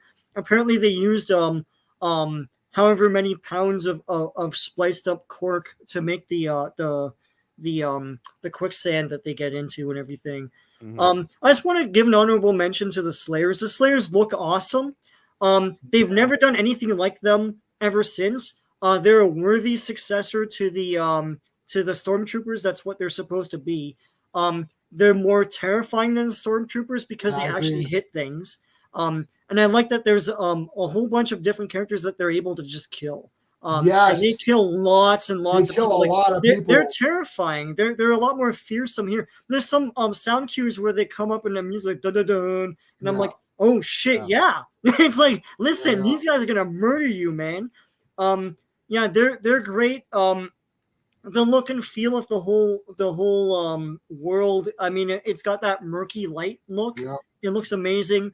The horses are boring, but they look. I mean, it's true. They're shot incredibly, like sort of like angled a little downward to look up at these majestic creatures.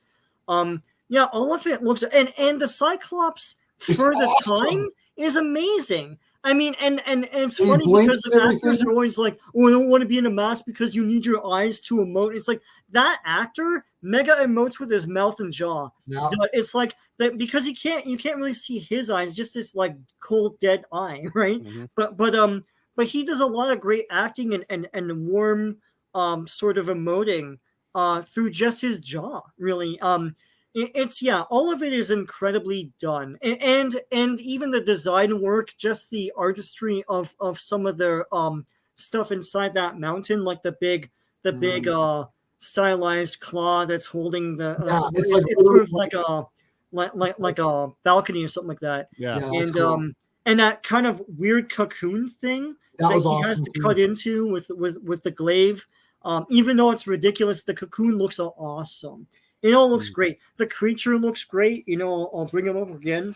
Yep. Well, this looks awesome, but like, that is awesome. The monster looks amazing. Not a lot of articulation to him, but he looks great. Him and the keep guy, he's awesome. Oh, the keep is awesome. That guy is awesome. But artistry wins for Krull. I'm sorry. It looks beautiful. So yeah. All right. Okay, Charlie, what do you think? Man, you guys make good points. I almost have, and it sucks because it's about budget now. It's like, it's one thing you have to think about with the Italians. Would they have put it into the movie, or would they have done your part 2 right afterwards? Right. That kind of money. Yeah.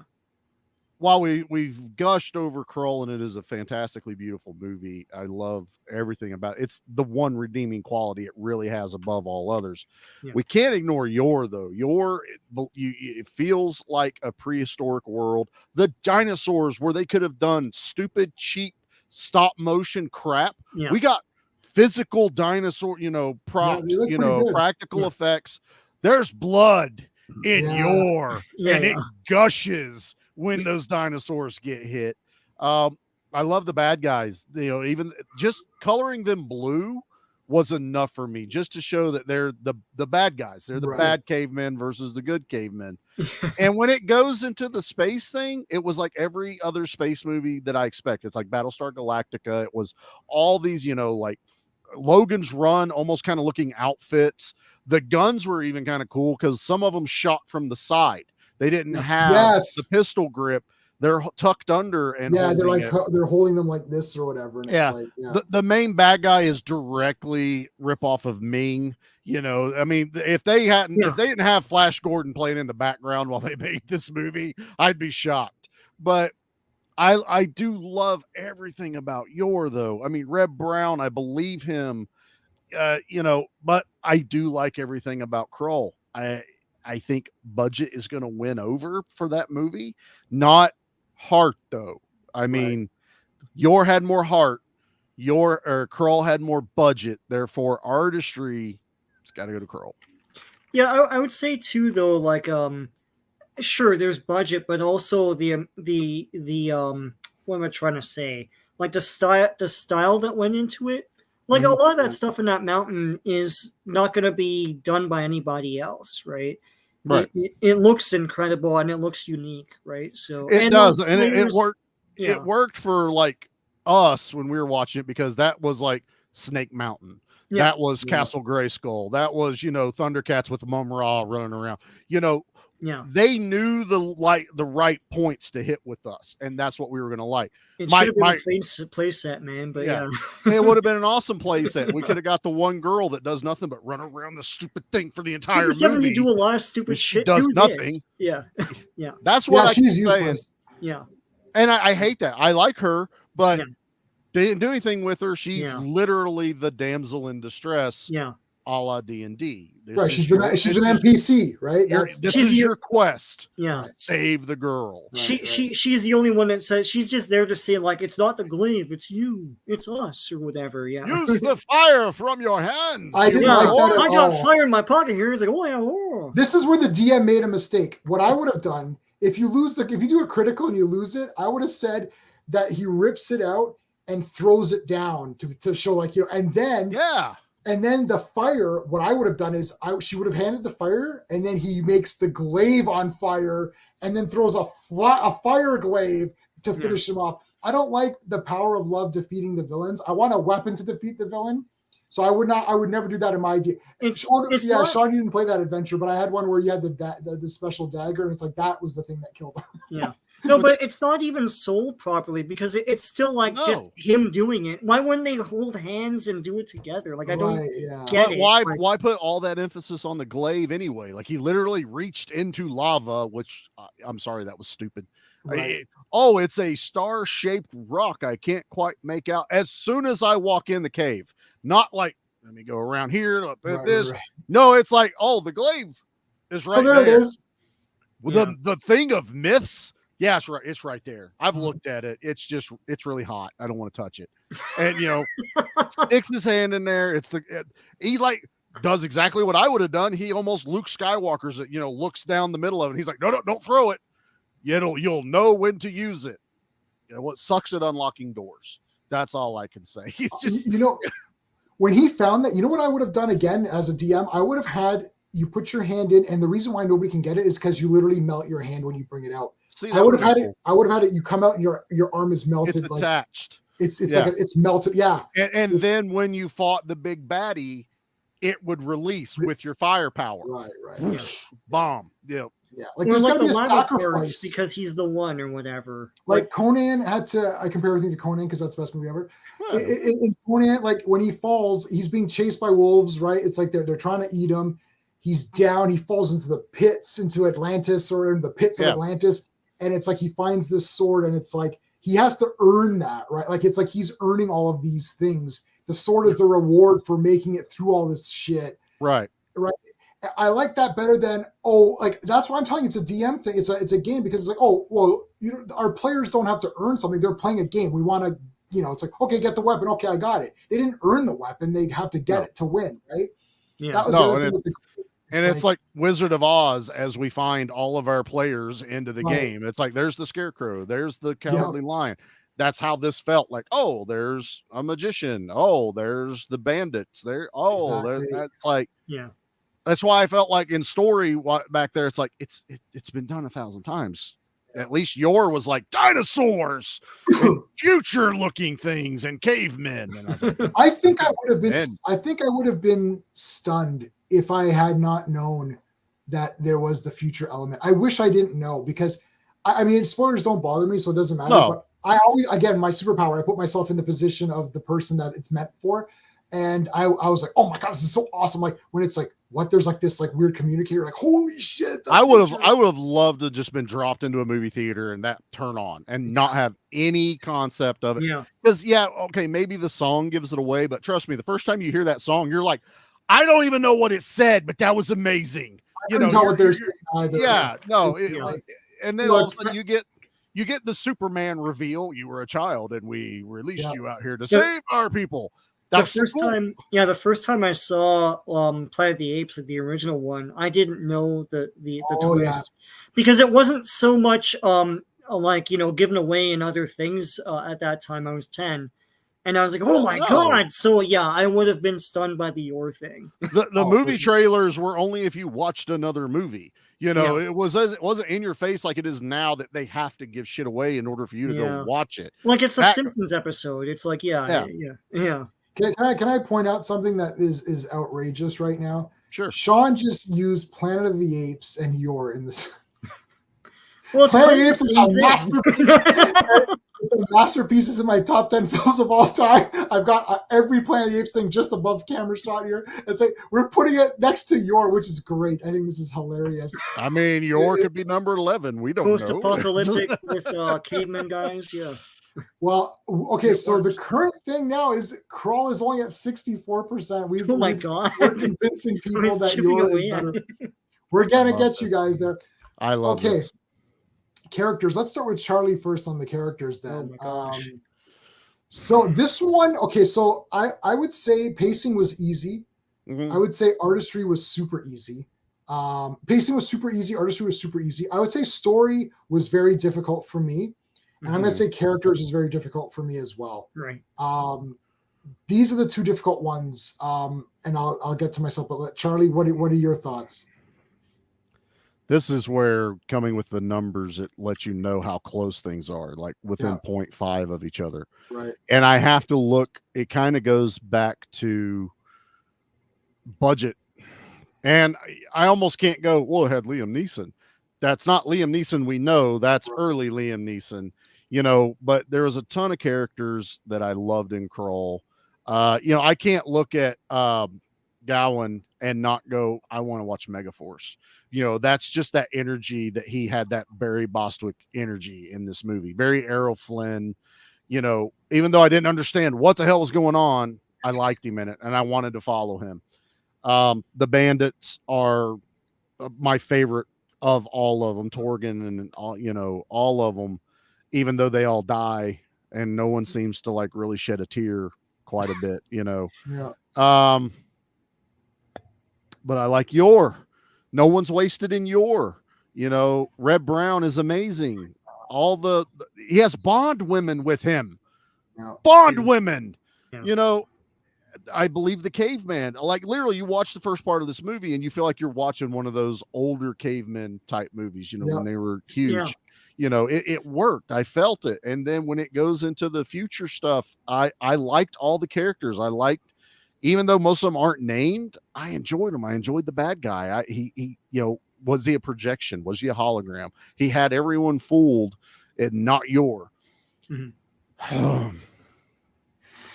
Budget's going to win again, unfortunately. And I have to go Krull. I think Krull has the better character development.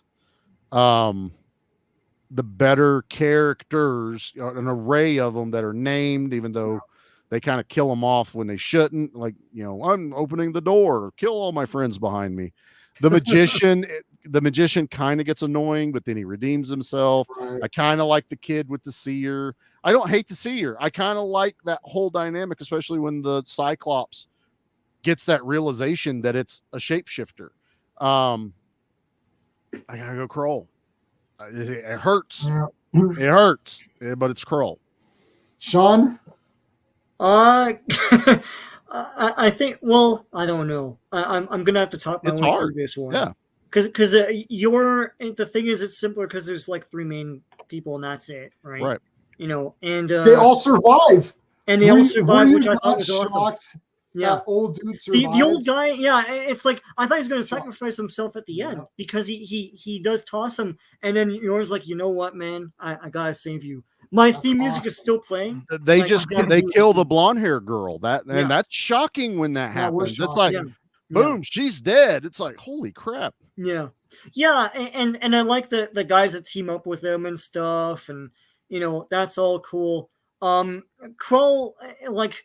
You know, at the time I was into I like lots of characters so you can make figures on them, and I never did, right? But the bandits are awesome. They're when I close my eyes and think of bandits, that's what I think of is the Krull bandits. Torquil looks like a freaking bandit. Like that guy, the leader. That guy had the best face, and he had the manacles. He goes, "I'm going to keep them or whatever."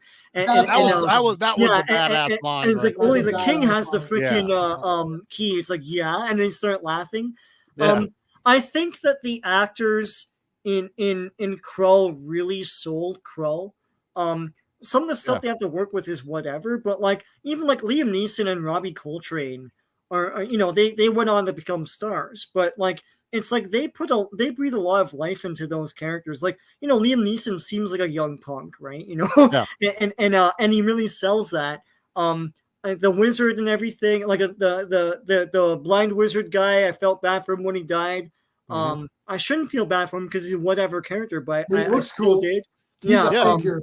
Still, totally would have been an action figure. Yeah, Ergo, I feel for him. I want his spells to do well and stuff. You know, and Titch, I think was the kid. I like Titch that he befriends Ergo, and then he's sort of like by his side, like till the end. Like, you know, he can escape, right? There's a lot of heart to those characters. So I'm gonna go with Krull, man, and I really do enjoy those characters. If I were to watch that movie again, it's for those characters. I want to revisit those guys. Even Cohen. Cohen is cool. Yeah, he's cool. He's just a good-natured dude. You know, like he's kind of the most wooden of the lot. Like him and Lissa, like the girl. She's brutal. But I like his energy. I like his like just easygoing nature. Right. He looks like a figure. Yeah, no, they all look like action figures. I buy totally do, man, with that face. Yeah, I mean, it's like having Robin Hood, or you know, again, you know, all of these type of characters that he's just like putting out on the screen. It's amazing, and Liam Neeson and everyone else just looks like they're having fun. That's the big thing. Like Yor looks like they're just having a blast, and there's a lot of cocaine involved. Krull they're just having fun. Yeah, playing on these sets, you know. Yeah. It's budget one, you know, that's the only thing. Yeah. I'm going to say Krull as well for the same reasons everyone has said. To me, it's like that movie, like Krull looks cool. It has cool weapons and I like the characters. And ultimately, I usually fall onto the characters as my thing. Like if I do my space reviews, if you guys watch my space reviews, I do my reviews. Yeah. I actually live and die by the characters. This is why I love all the Christopher Reeve Superman movies. Like it's like I don't care. Christopher Reeve is Superman. I don't care if the movie is technically better or worse than whatever. It's awesome. Superman's flying around, you know, doing good stuff, fighting people, and it's Christopher Reeve. It's awesome. Superman 4. I love Superman 4. I don't care. Superman 4 is awesome. Hey, it was canon. It's fine. Canon. We're fine. Yeah, exactly. He gets a pass.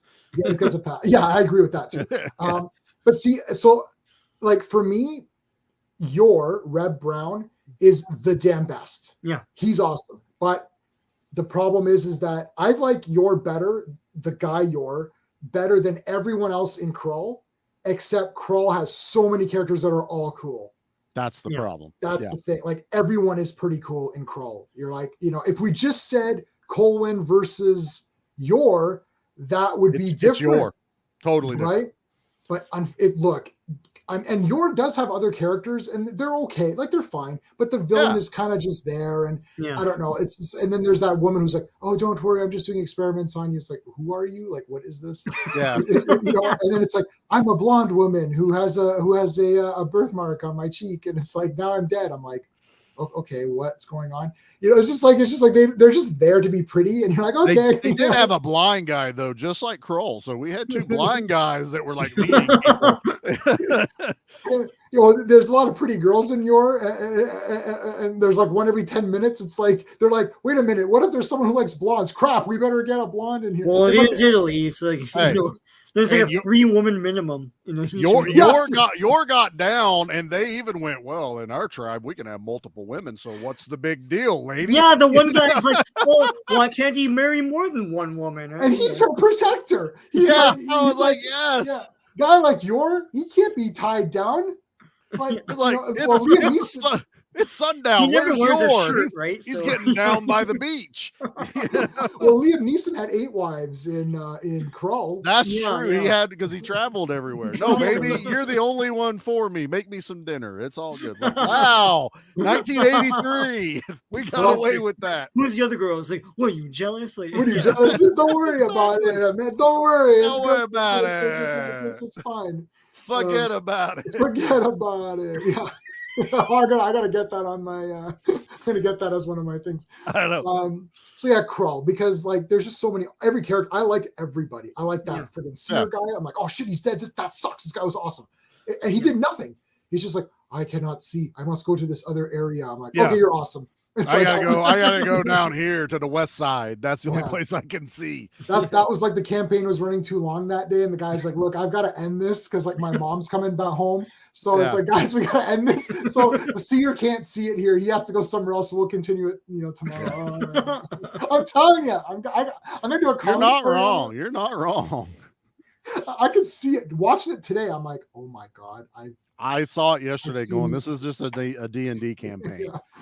But I can't believe, okay, so where we're at right now, guys, we could not have planned before. If you would have asked me 72 hours ago, I would have said Krull is going to crush the shit out of this Yor movie. And then I watched Yor. And I turned to my wife and I said, uh-oh. Uh-huh. And it was like, it's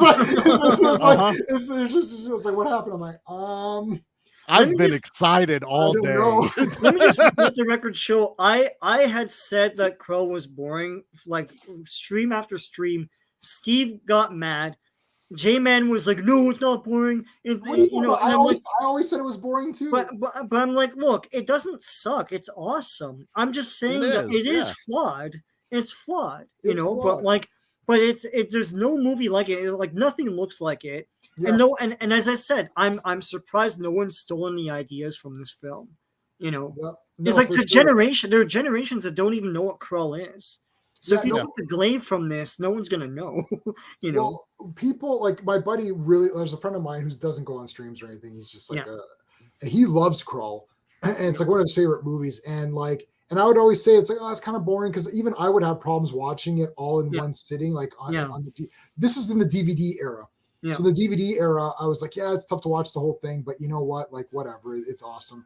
And the poster's cool and the music's good and all that. So, but yeah, obviously artistry, characters, Krull has got all 3 of our votes. And in story and pacing, Yor has the other votes. So wow, so it's the tiebreaker. This is a tiebreaker here. And it's a tiebreaker of a tiebreaker because unless all of us pick one, if some of us pick the other, right? Like we're going to have to see how that works, right? So yeah. YouTube right now has picked, so far, it is still Krull in the lead. So YouTube has voted for Krull. Guys, this is your last chance to vote here before we declare the winner, which I think I know what it's going to be. And I can't believe it. I can't believe it. I don't know what to say. That this is moving into the tournament, and one of these is. I can't believe one of these is getting kicked out on day one. Which, because like if we look at what's going, I'm playing this up, right? No, you're fine. This is how we do it. Drama. Look at this. I know that some of the this is a crazy lineup, right? So like I can't believe that Yor or Krull is not going to be in the tournament, which is crazy. Yeah, the wild card is probably Galaxina versus Starcrash. Maybe. Yeah. I'd have to rewatch them again, but like. If one of those wins over another, I'm going to have a meltdown. But it has to, right?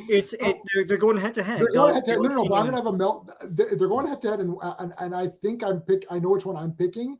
And if that one doesn't win, I'm having a meltdown. I'm gonna redo the stream. It's like I'm gonna redo the stream. I'm gonna keep redoing that until one wins. I'm gonna have to screen record as we go. Like, you're not deleting this one, bitch. It's going up. It's going up. All right, that's it. All of you. You can totally live for you. That's why I like that. Plus Bailey's awesome. All right. Okay, need to blow up the graphics. I know, no, you can't. StreamYard won't allow you to have high quality GIFs. It'll block them. It can't be over a certain meg count or something. Oh wow.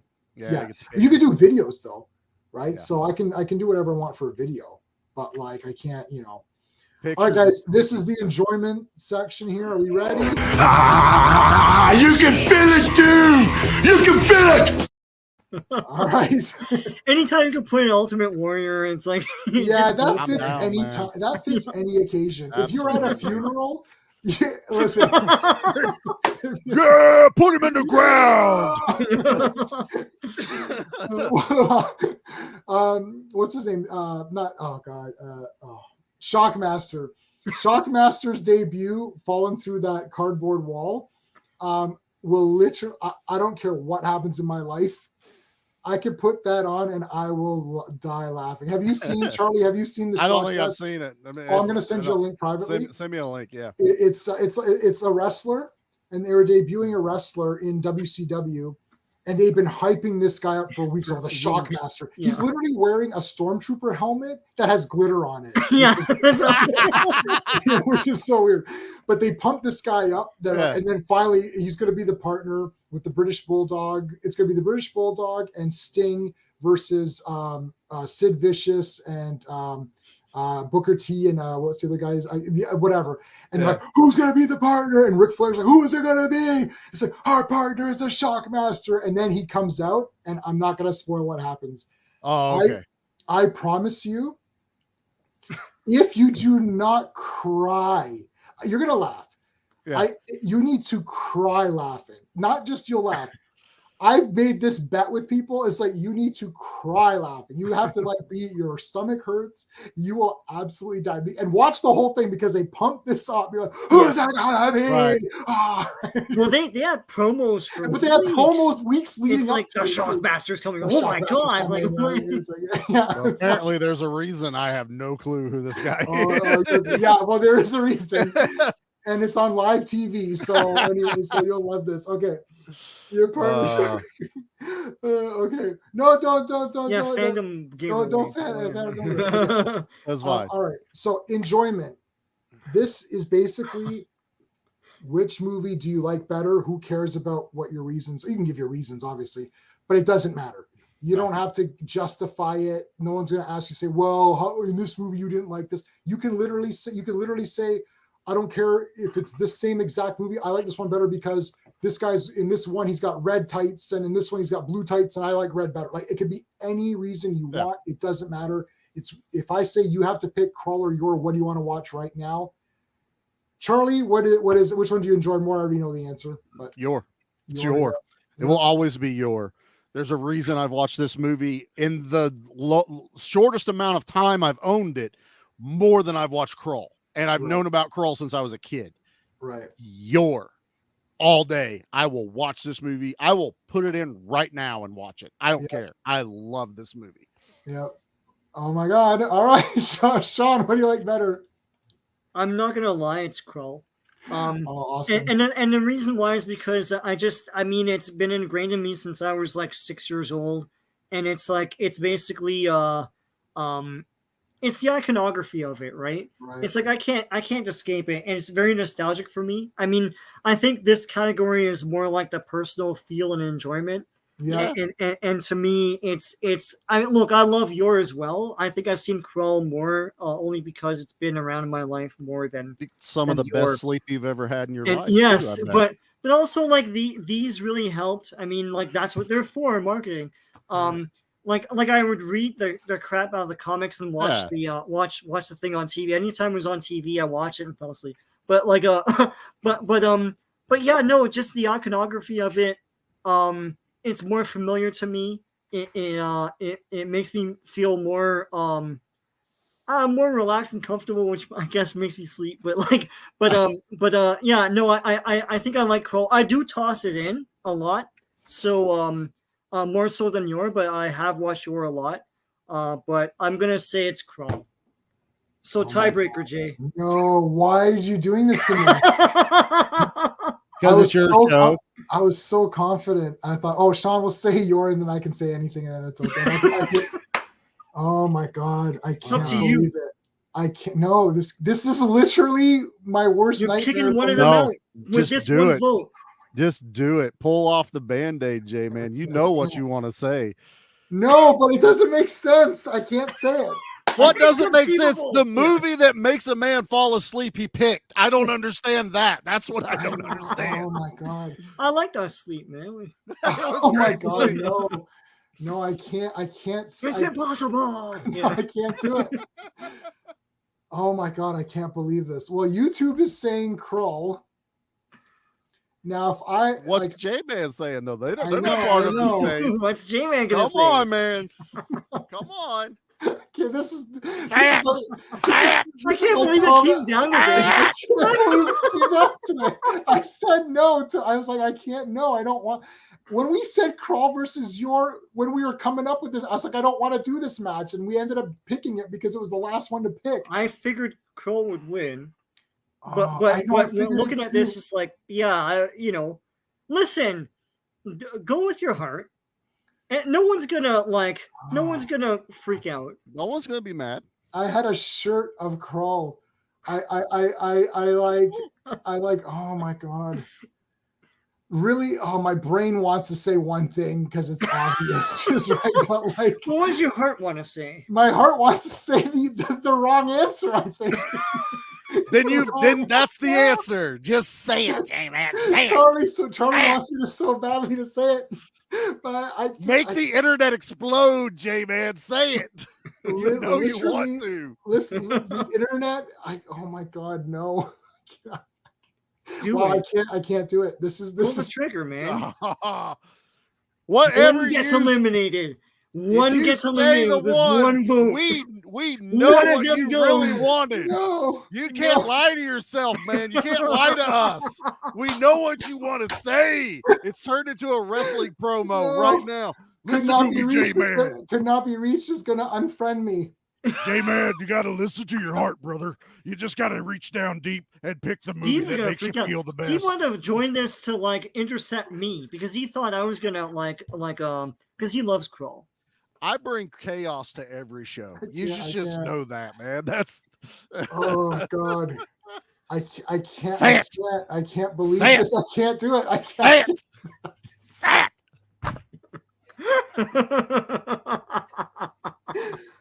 Oh my god. I know. Fuck. I think I like your better. Ah! You had said it before.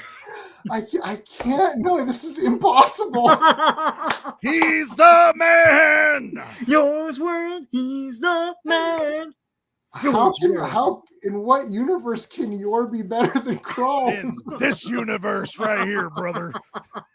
It doesn't make any sense. Oh my god. Okay, YouTube, you have 5 minutes to change. If we can get more Krull people, maybe we can get Krull to win. Nope. We are the final say. Oh my god. Just gotta move your into that little bracket. Oh god. You gotta erase Krull off of the list. All that's left is Cole with Kevin Sorbo. That's all that stands now. Oh, I love Cole. I love that movie. Oh my god. No, let me think. Okay. No, you said it possibly be your how? It's a quick thing we literally just went through that. I know. You know, the story's better. The pacing is beyond better. Characters was really, really hard because of the amount of characters and budget and artistry. It opens the imagination. It's in tune with you love He-Man. It's in tune with that completely, right? Well, I think I like your. I can't believe this. 72 hours ago, I was like, Krull is gonna obliterate this movie. But I have two. The thing is, it's not the DVD from this one. This one's sealed, everyone. I have you gotta open that one and swap the. So I love that the O is the hole. The O is the DVD hole. I love that. No one even does that. Yeah, I love it. I can't believe Yor has won this. I can't believe Yor won. Krull is now officially eliminated from the tournament. Krull is eliminated from the tournament. Oh my god. Okay, so this is for me. What you just said is one of the most insanely idiotic things I have ever heard.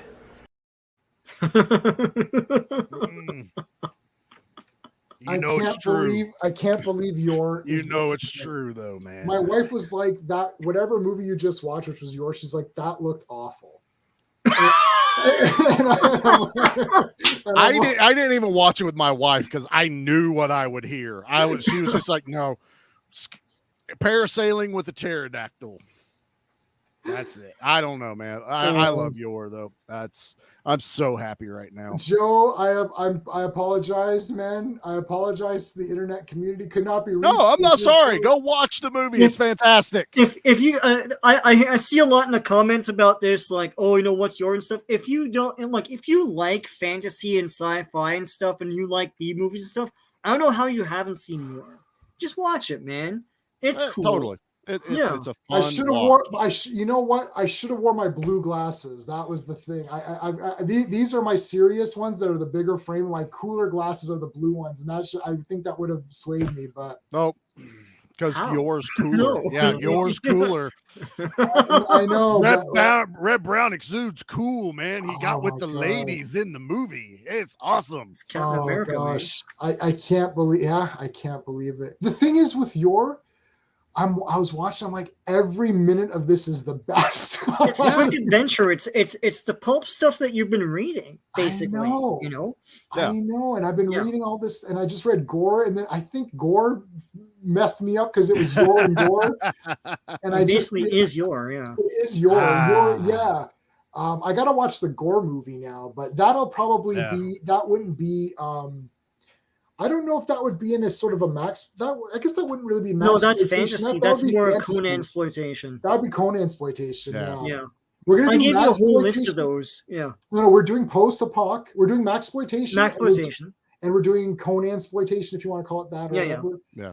So we're doing that now. And we'll start to get Conquest is totally in there. Oh, I love Conquest. Yeah. Joe, thank you so much for. They rip that one girl in half. Yeah, different names. Yeah, possibly. Yeah. J-Man, you ready for your first quest? I know. I want to be the Legends. I'm the Krull Slayer. Legend Slayer. True story. Back in 2015, I got robot. I love robot jocks. Years ago, they really. $20. You could have got it. Now I don't even think you can get it for less than 100. No. And I got robot jocks. I think was that in a pack? They might have done multiples. I don't have the Blu-ray of it though. I have the DVD. I jumped on this the second it came out. I got Megaforce. This was the newest Umbrella release, and I was like, I'm not waiting because of Robot Jocks. It's like I'm not going to spend $100 on a DVD. Charles Band stuff, for some reason, it's scattered to the four winds, and they're hard to find. It's like I pounced, like J-Man knows it. I pounced on the Subspecies Italian set, which is all region. And I was like, as soon as I saw it was all region, I'm like, oh my God, I'm buying this because you can't find them anywhere. No, I just realized, I just looked it up. My Megaforce is DVD, not Blu-ray. Was that a Bluray, Charlie? Yeah, I think this is Umbrella. Oh, shit, I don't have it. Yeah. I don't have the Blu-ray. I have the DVD. I mean, how much? I can't Yep, Blu-ray. It's tough to rebuy everything, right? Like you start rebuying stuff. Well, I got in. Awesome, man. Triple M. Yeah, I got in on this collector one. It came with like mini posters from all the different regions. I got a hat, the patch. I got a membership card for the Megaforce. I'm a Megaforce guy, man. I love this, but I got in on there. Movie, right?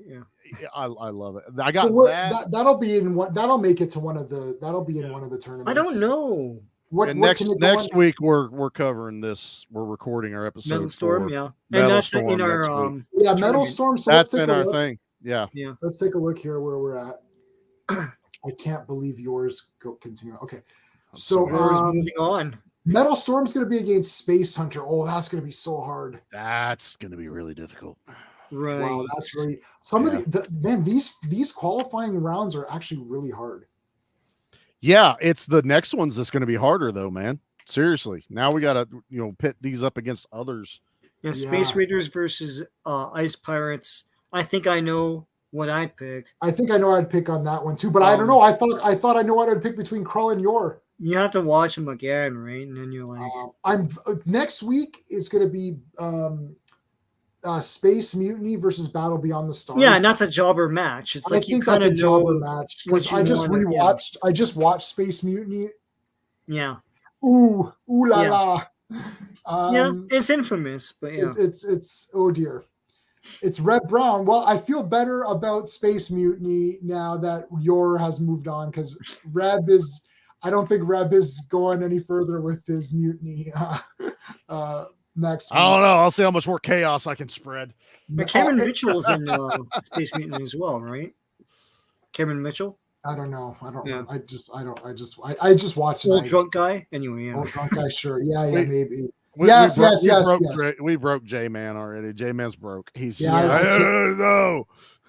Like picking Yor over Krull is absolutely. Steve was worried about me. and you're the Krull killer. It's like, so that's why Steve wanted to go on this thing. He's like, oh, you want to intercept me, but it's like, J-Man, you're the Krull. I have to text could not be reached now and apologize to him. For Christ's sakes, hold on. Let me send a message to him because I'm sure he checked out. Brock Lesnar, yeah. Which one will end up as the Brooklyn Brawler? Well, I mean, Space Mutiny is kind of Brooklyn Brawler. Yeah. I love how you're the Krull killer. It just makes me so happy. We got to put that as your name from now on during this. It's J-Man, Krull killer. I just emailed him asking for forgiveness for picking your. Yeah, if he's not watching, he goes, "Oh shit, what happened? What did you do?" Joe, that's Sword and the Sorcerer, I think it's called. I've got one? Sword, yeah, that's the is that the David Carradine one? Or no, that's the that's the David Carradine's in a sword and. It's a similar title. I can't remember what it's called. Yeah, there's two that are really. But Sword and the Sorcerer is the one you're talking about, Joe. He has a cool sword that can shoot out swords. Yeah, so I've got there was 2 theatrical posters made for that movie. Yeah. And I've got I guess it was the B poster, which is not used on covers. It's the one with the lighter version. And that's the one that's the poster I have. I actually have the full. I collect movie posters. I've got about 150 different movie posters, all original one sheets. And I've got some. I can show you the one I've got. Let me share my screen here. Oh, Carradine was the warrior and the sorceress. Oh yes, same kind of. That's a cool movie. It is. This one had. Sorry? No, the one he's talking about, the 3-blade, had Lee Horsley, Richard Lynch, and Richard Mole. Like some pretty good names in this. Richard Mole was in it. That's what it says. Richard Mole played Zuzia. It has an X. But Richard Lynch is the guy from he's awesome. Invasion USA. Yeah, that was done by Albert Pune. Yeah. Oh, Albert Pune, awesome. Yep. So this is Sword and the Sorcerer, and I don't have this poster, but I have this poster. Yeah, when he was running away from the girl. But that one doesn't make the sword like the center point. I like the other one better with the sword. Yeah. That one, where you see the 3 blades coming up. Yeah. I think that one might be available for purchase as well, but I think it costs a lot more. And for some reason, I just thought this was kind of neater with all of the guys. I like how it's over his face right there. That's really cool how they did those in the back right there. Yeah, everything's glowing and stuff. Yeah, I like that. I collect fantasy posters. I didn't get the Your poster, and actually they do have it. I can get it. I can get the Your poster.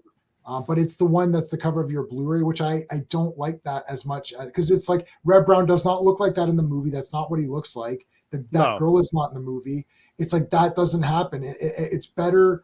The other one is better. The slipcase one is much better. I would rather have the slipcase, that's for sure. But yeah. Yeah. But yeah, for those that thought I was crazy, there is a Sword and Sorcery with David Carradine in it. The Warrior and the Princess. I love the Warrior and the Sorcerer. Warrior and the Princess. Or Warrior and the is that what's called? Sorcerer. Warrior and the Sorcerer's Princess. That might have been because David Carradine's like mega cut. That one. I mean, that's like, not what David Carradine looks like. I don't care. But that 4-boobed woman is in the movie, but like not that much. But they totally toss her in the thing. Yeah, so I've got that movie because it's part of this collection. It's in this thing. I have this DVD. Yeah. Yeah, the Roger Cormans. That's what it was. Yeah, Barbarian Queen. I got 1 and 2 as well. I sat down and watched all the Deathstalkers one day when we found them on like Tubi or something. Man, I was just like, this is just so much fun. I don't care. I love the Deathstalkers. Truxidus or they're so raunchy, but I love the Deathstalkers. Well, you said the magic word, so I gotta play it. I'll have my revenge, and Deathstalker 2.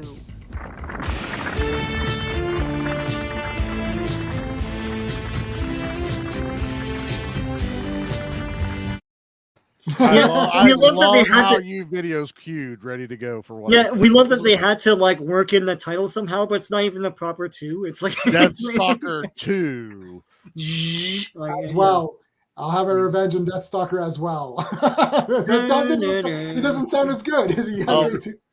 Well, I collected I'm a Boris fan, so I have his books and I get his calendar every year, and Frazetta and Ken Kelly and Noram and all those guys. But like I would buy anything that had a Boris cover. Mm-hmm. So on VHS I own all 4 Deathstalker movies on VHS. And I have Dinosaur Valley, what was it like Vacation, because it did the Boris Vacation. The where he's standing in the middle. Yep. So anything like that, I would collect those. So I mean, and I remember when I brought Sean over, and we had a death. Whenever I do movies, Charlie, I'm like crazy. I'll do like a movie day where I have games. I'll set up games for the movie. Like I did Cherry 2000. I love Cherry 2000. I did. Oh, it was Cherry 2000. I was like 2 or 3, and I made a Cherry. Oh, it was Cherry 2000. Night of the Comet. It's a good one. That one's fun. And what was it? And I did all 3 of those, and I had poster giveaways, and I did soundtrack giveaways, and I had a quiz. Awesome. I do quizzes, and then I made a board game. I made a Night of the Comet board game, and Catherine, what's her name? The main girl, Catherine. With the Uzi, I can see her right on the cover. Yeah. So she literally on Facebook, I was like, "Oh, I made a board game." She's like, "Oh my god, send it to me!" So I sent her the board game That's awesome. That's all that I made. So it's like I do like crazy stuff. So I'll do quizzes. And I love prizes. So Sean and I did a Deathstalker, and I'll print out old style tickets and rip the ticket. So I'll send you your ticket. You bring your ticket with you, and I'll rip the ticket. So I did a Deathstalker. I did a Deathstalker day for Sean and I. It was pretty fun. That's funny. I was thinking about. Well, I was going to tell you, I have some Boris trading cards floating around here. I've got those too. Yeah. But when I was thinking back on this movie, like kind of comparing it, I was like, this would be these 2 movies. If you wanted to have like a movie night with a bunch of buddies, I was like, what order do you play these? And I was like, you know what? I think I want to start with Krull. Yeah. Because then I want the absolute fun of your afterwards, but I'm capping the night off with Flash Gordon right afterwards. It's like those 3 movies in a row for a day. I'd be like, that's perfect. You know, perfect right there. The last time we're going to wrap up in a minute, guys. Yeah, the last time that there was anything that I thought was this fun, you may or may not agree with me. I don't know what your thoughts are on this movie. The last time I had a fun movie in this sort of vein was Chronicles of Riddick, which to me was Dungeons and Dragons. Like, because I know Vin Diesel's a D&D player. Well, he said as much too. And he said, he goes, and I remember it's like, we're watching Rick because he didn't want to come back for any other of his movies. He didn't want to do sequels to any of those other movies, even Fast and the Furious. And he came back for Riddick, and he's like, well, this is like, kind of my fantasy D&D thing. And I saw Riddick in the theater. I was like, wow, this is pretty neat. There's a lot of cool stuff. I thought this would have been an awesome 80s movie. And really, I can't think of anything. Is there anything else that's come out that's kind of even remotely close to any of this stuff? I'd really have to think about Riddick? it. No, I mean, besides Riddick. Yeah, besides Riddick, but even the Chronicles of Riddick is even just that much more different from when Riddick came out. Yeah, it has a totally different feel to different. it. Chronicles I really enjoyed Immortals with Henry Cavill. That was pretty. That was really good too. I haven't seen that since it came out. I'd have to sit down and rewatch that. That was good. Wrath of the Titans, the second one. Because I like Titans was both blasphemy, but like Wrath of Titans was really good fantasy stuff. That was pretty good. Yeah, I enjoyed both of those. Yeah. There's a few of those that are out there. Wrath is still kind of that's not a remake, but it continued. Well, Wrath was its own thing. They were they didn't have studio notes anymore. They just do a normal movie, right? But, He's accepted my apology. Oh, he has. Well, good. We don't want to leave anyone on bad standings here. Yes. But yeah, no. So there's a few out there, but they're just not. The thing is, they don't want to go all out. They don't want to embrace this sort of genre. Well, the worst was that Hercules movie with Rock. Right. It's like the trailers were literally the first 5 minutes of the movie, and the first 5 minutes of that movie are telling the myths around him that weren't really true.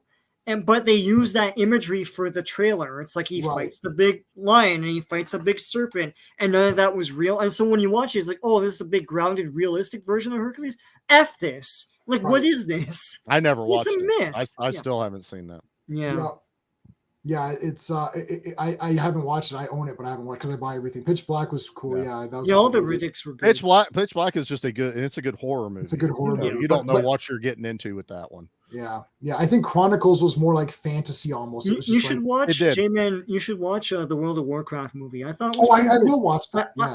I don't know much about that lore, but I thought the film itself, just on its face value, was pretty decent. Right. You know?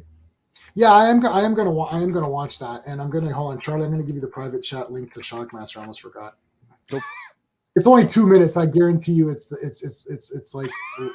Oh, I'll watch it. You will literally die laughing. I promise you. And message me after you watch it, just because it's 2 minutes. You will die laughing.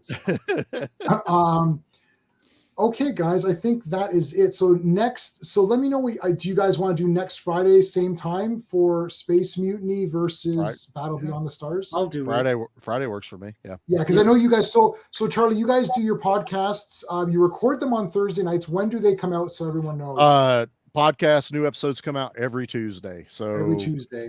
I set it up where literally it uploads overnight. So when you wake up, there'll be a new podcast on it.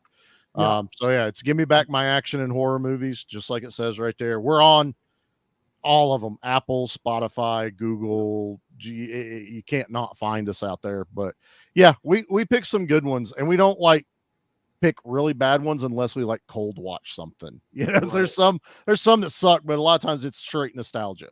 Right. But yeah, we just recorded Arachnophobia last night for Nate's birthday, to get over his fear of spiders. And next week we record Metal Storm, so that'll be out this month. So, and I can't wait.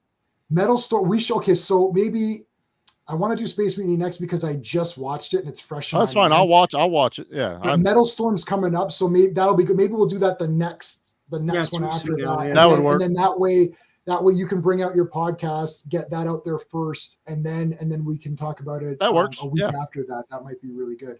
Yeah, that sounds good, man. But okay, so there's nothing this weekend, guys. Steven and I are going to be back talking about some Women of Wrestling on Tuesday night. It looks like Lacey Evans is coming back tonight. She's on the card for tonight, so that's going to be very interesting. We're going to see what her character is like. I'm stunned because I've been following all of her posts and she has said nothing, so I don't know what's going to happen. And then Thursday we're going to do the Phantom Zone open chat night, so we're moving that to Thursdays just while we're doing this tournament. And that's open mic. We'll talk about She-Hulk, and we'll talk about Rings of Power, which is a bad Lord of the Rings show. But I'm kind of getting through it. I'm getting through it. I haven't thrown up She-Hulk. I've thrown up several times, and now I just enjoy the bad. Did you? Episode 3, I guess, just came out a half hour ago. Came out now, right? There's 5 people watching us right now. You guys are not watching Lord of the Rings. I thank you. You've chosen me over Lord of the Rings. That's fine. Well, it's not really Lord of the Rings, so really you've chosen me over. It's a tough decision, but you've chosen me over a boring show. You chose J-Man killing Krull over Lord of the Rings. That was dramatic streaming there, man. I wasn't joking. I'm literally, I can't do it. This was like 12 Angry Men at the very end, where he's like, he knows that he's just like not guilty, but he just can't say it because he's been arguing this whole time, and he's just like not guilty. Oh God, Lee J. Cobb's best. Anyways, all right, guys, that is it. Then we will see you 1 week from today for the next Space Opera versus. Thank you, Charlie, for coming in. Sean, you always come in, so you need to be thanked. He's like, I don't care about you. You're gonna be here anyway. Thank you, anyways. All right, guys. Until next time. Hey friends, you've just been listening to J-Man, and he is the smartest person who ever lived. So make sure you like and subscribe.